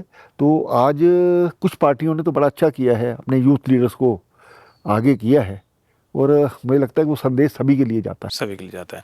कुंवर साहब, बहुत सी किस्से सुनने को मन करता है, बहुत सी बातें करने को मन करता है, समय की बंदिश रहती है। आपने हमें समय दिया, आपका बहुत बहुत धन्यवाद। तो आपको जो है हमने मिलवाया उस शख्सियत से जिसके बारे में हमने शुरू में कहा था कि वो कई तरह की जो है विषम परिस्थितियों की भट्टियों में तप कर कुंदन बनकर निकला है। और आपने उनके श्रीमुख से आप सुन भी लिया होगा कि किस तरह से उन्होंने जो है 3 बार मेयर रहने के बावजूद दुकान करी, फिर पेंट की जब वो भी काम किया, और अभी भी इतनी बड़ी पद तक पहुंचने के बावजूद वो अपने बच्चों को ये कहते कि मेरा काम पढ़ाना था, मैंने पढ़ा दिया, बाकी अपनी आजीविका खुद कमाइए। तो ऐसे बिरले ही नेता होंगे जो हिंदुस्तान में आज की डेट में होंगे। कम से कम मेरा 32 साल का एक्सपीरियंस यही कहता है। अगली बार एक नई शख्सियत के साथ फिर से मुलाकात करेंगे। रिमांशु, आपका भी बहुत बहुत शुक्रिया। गौर साहब, एक बार फिर से आपका धन्यवाद। देखते रहिए दैनिक सवेरा टीवी।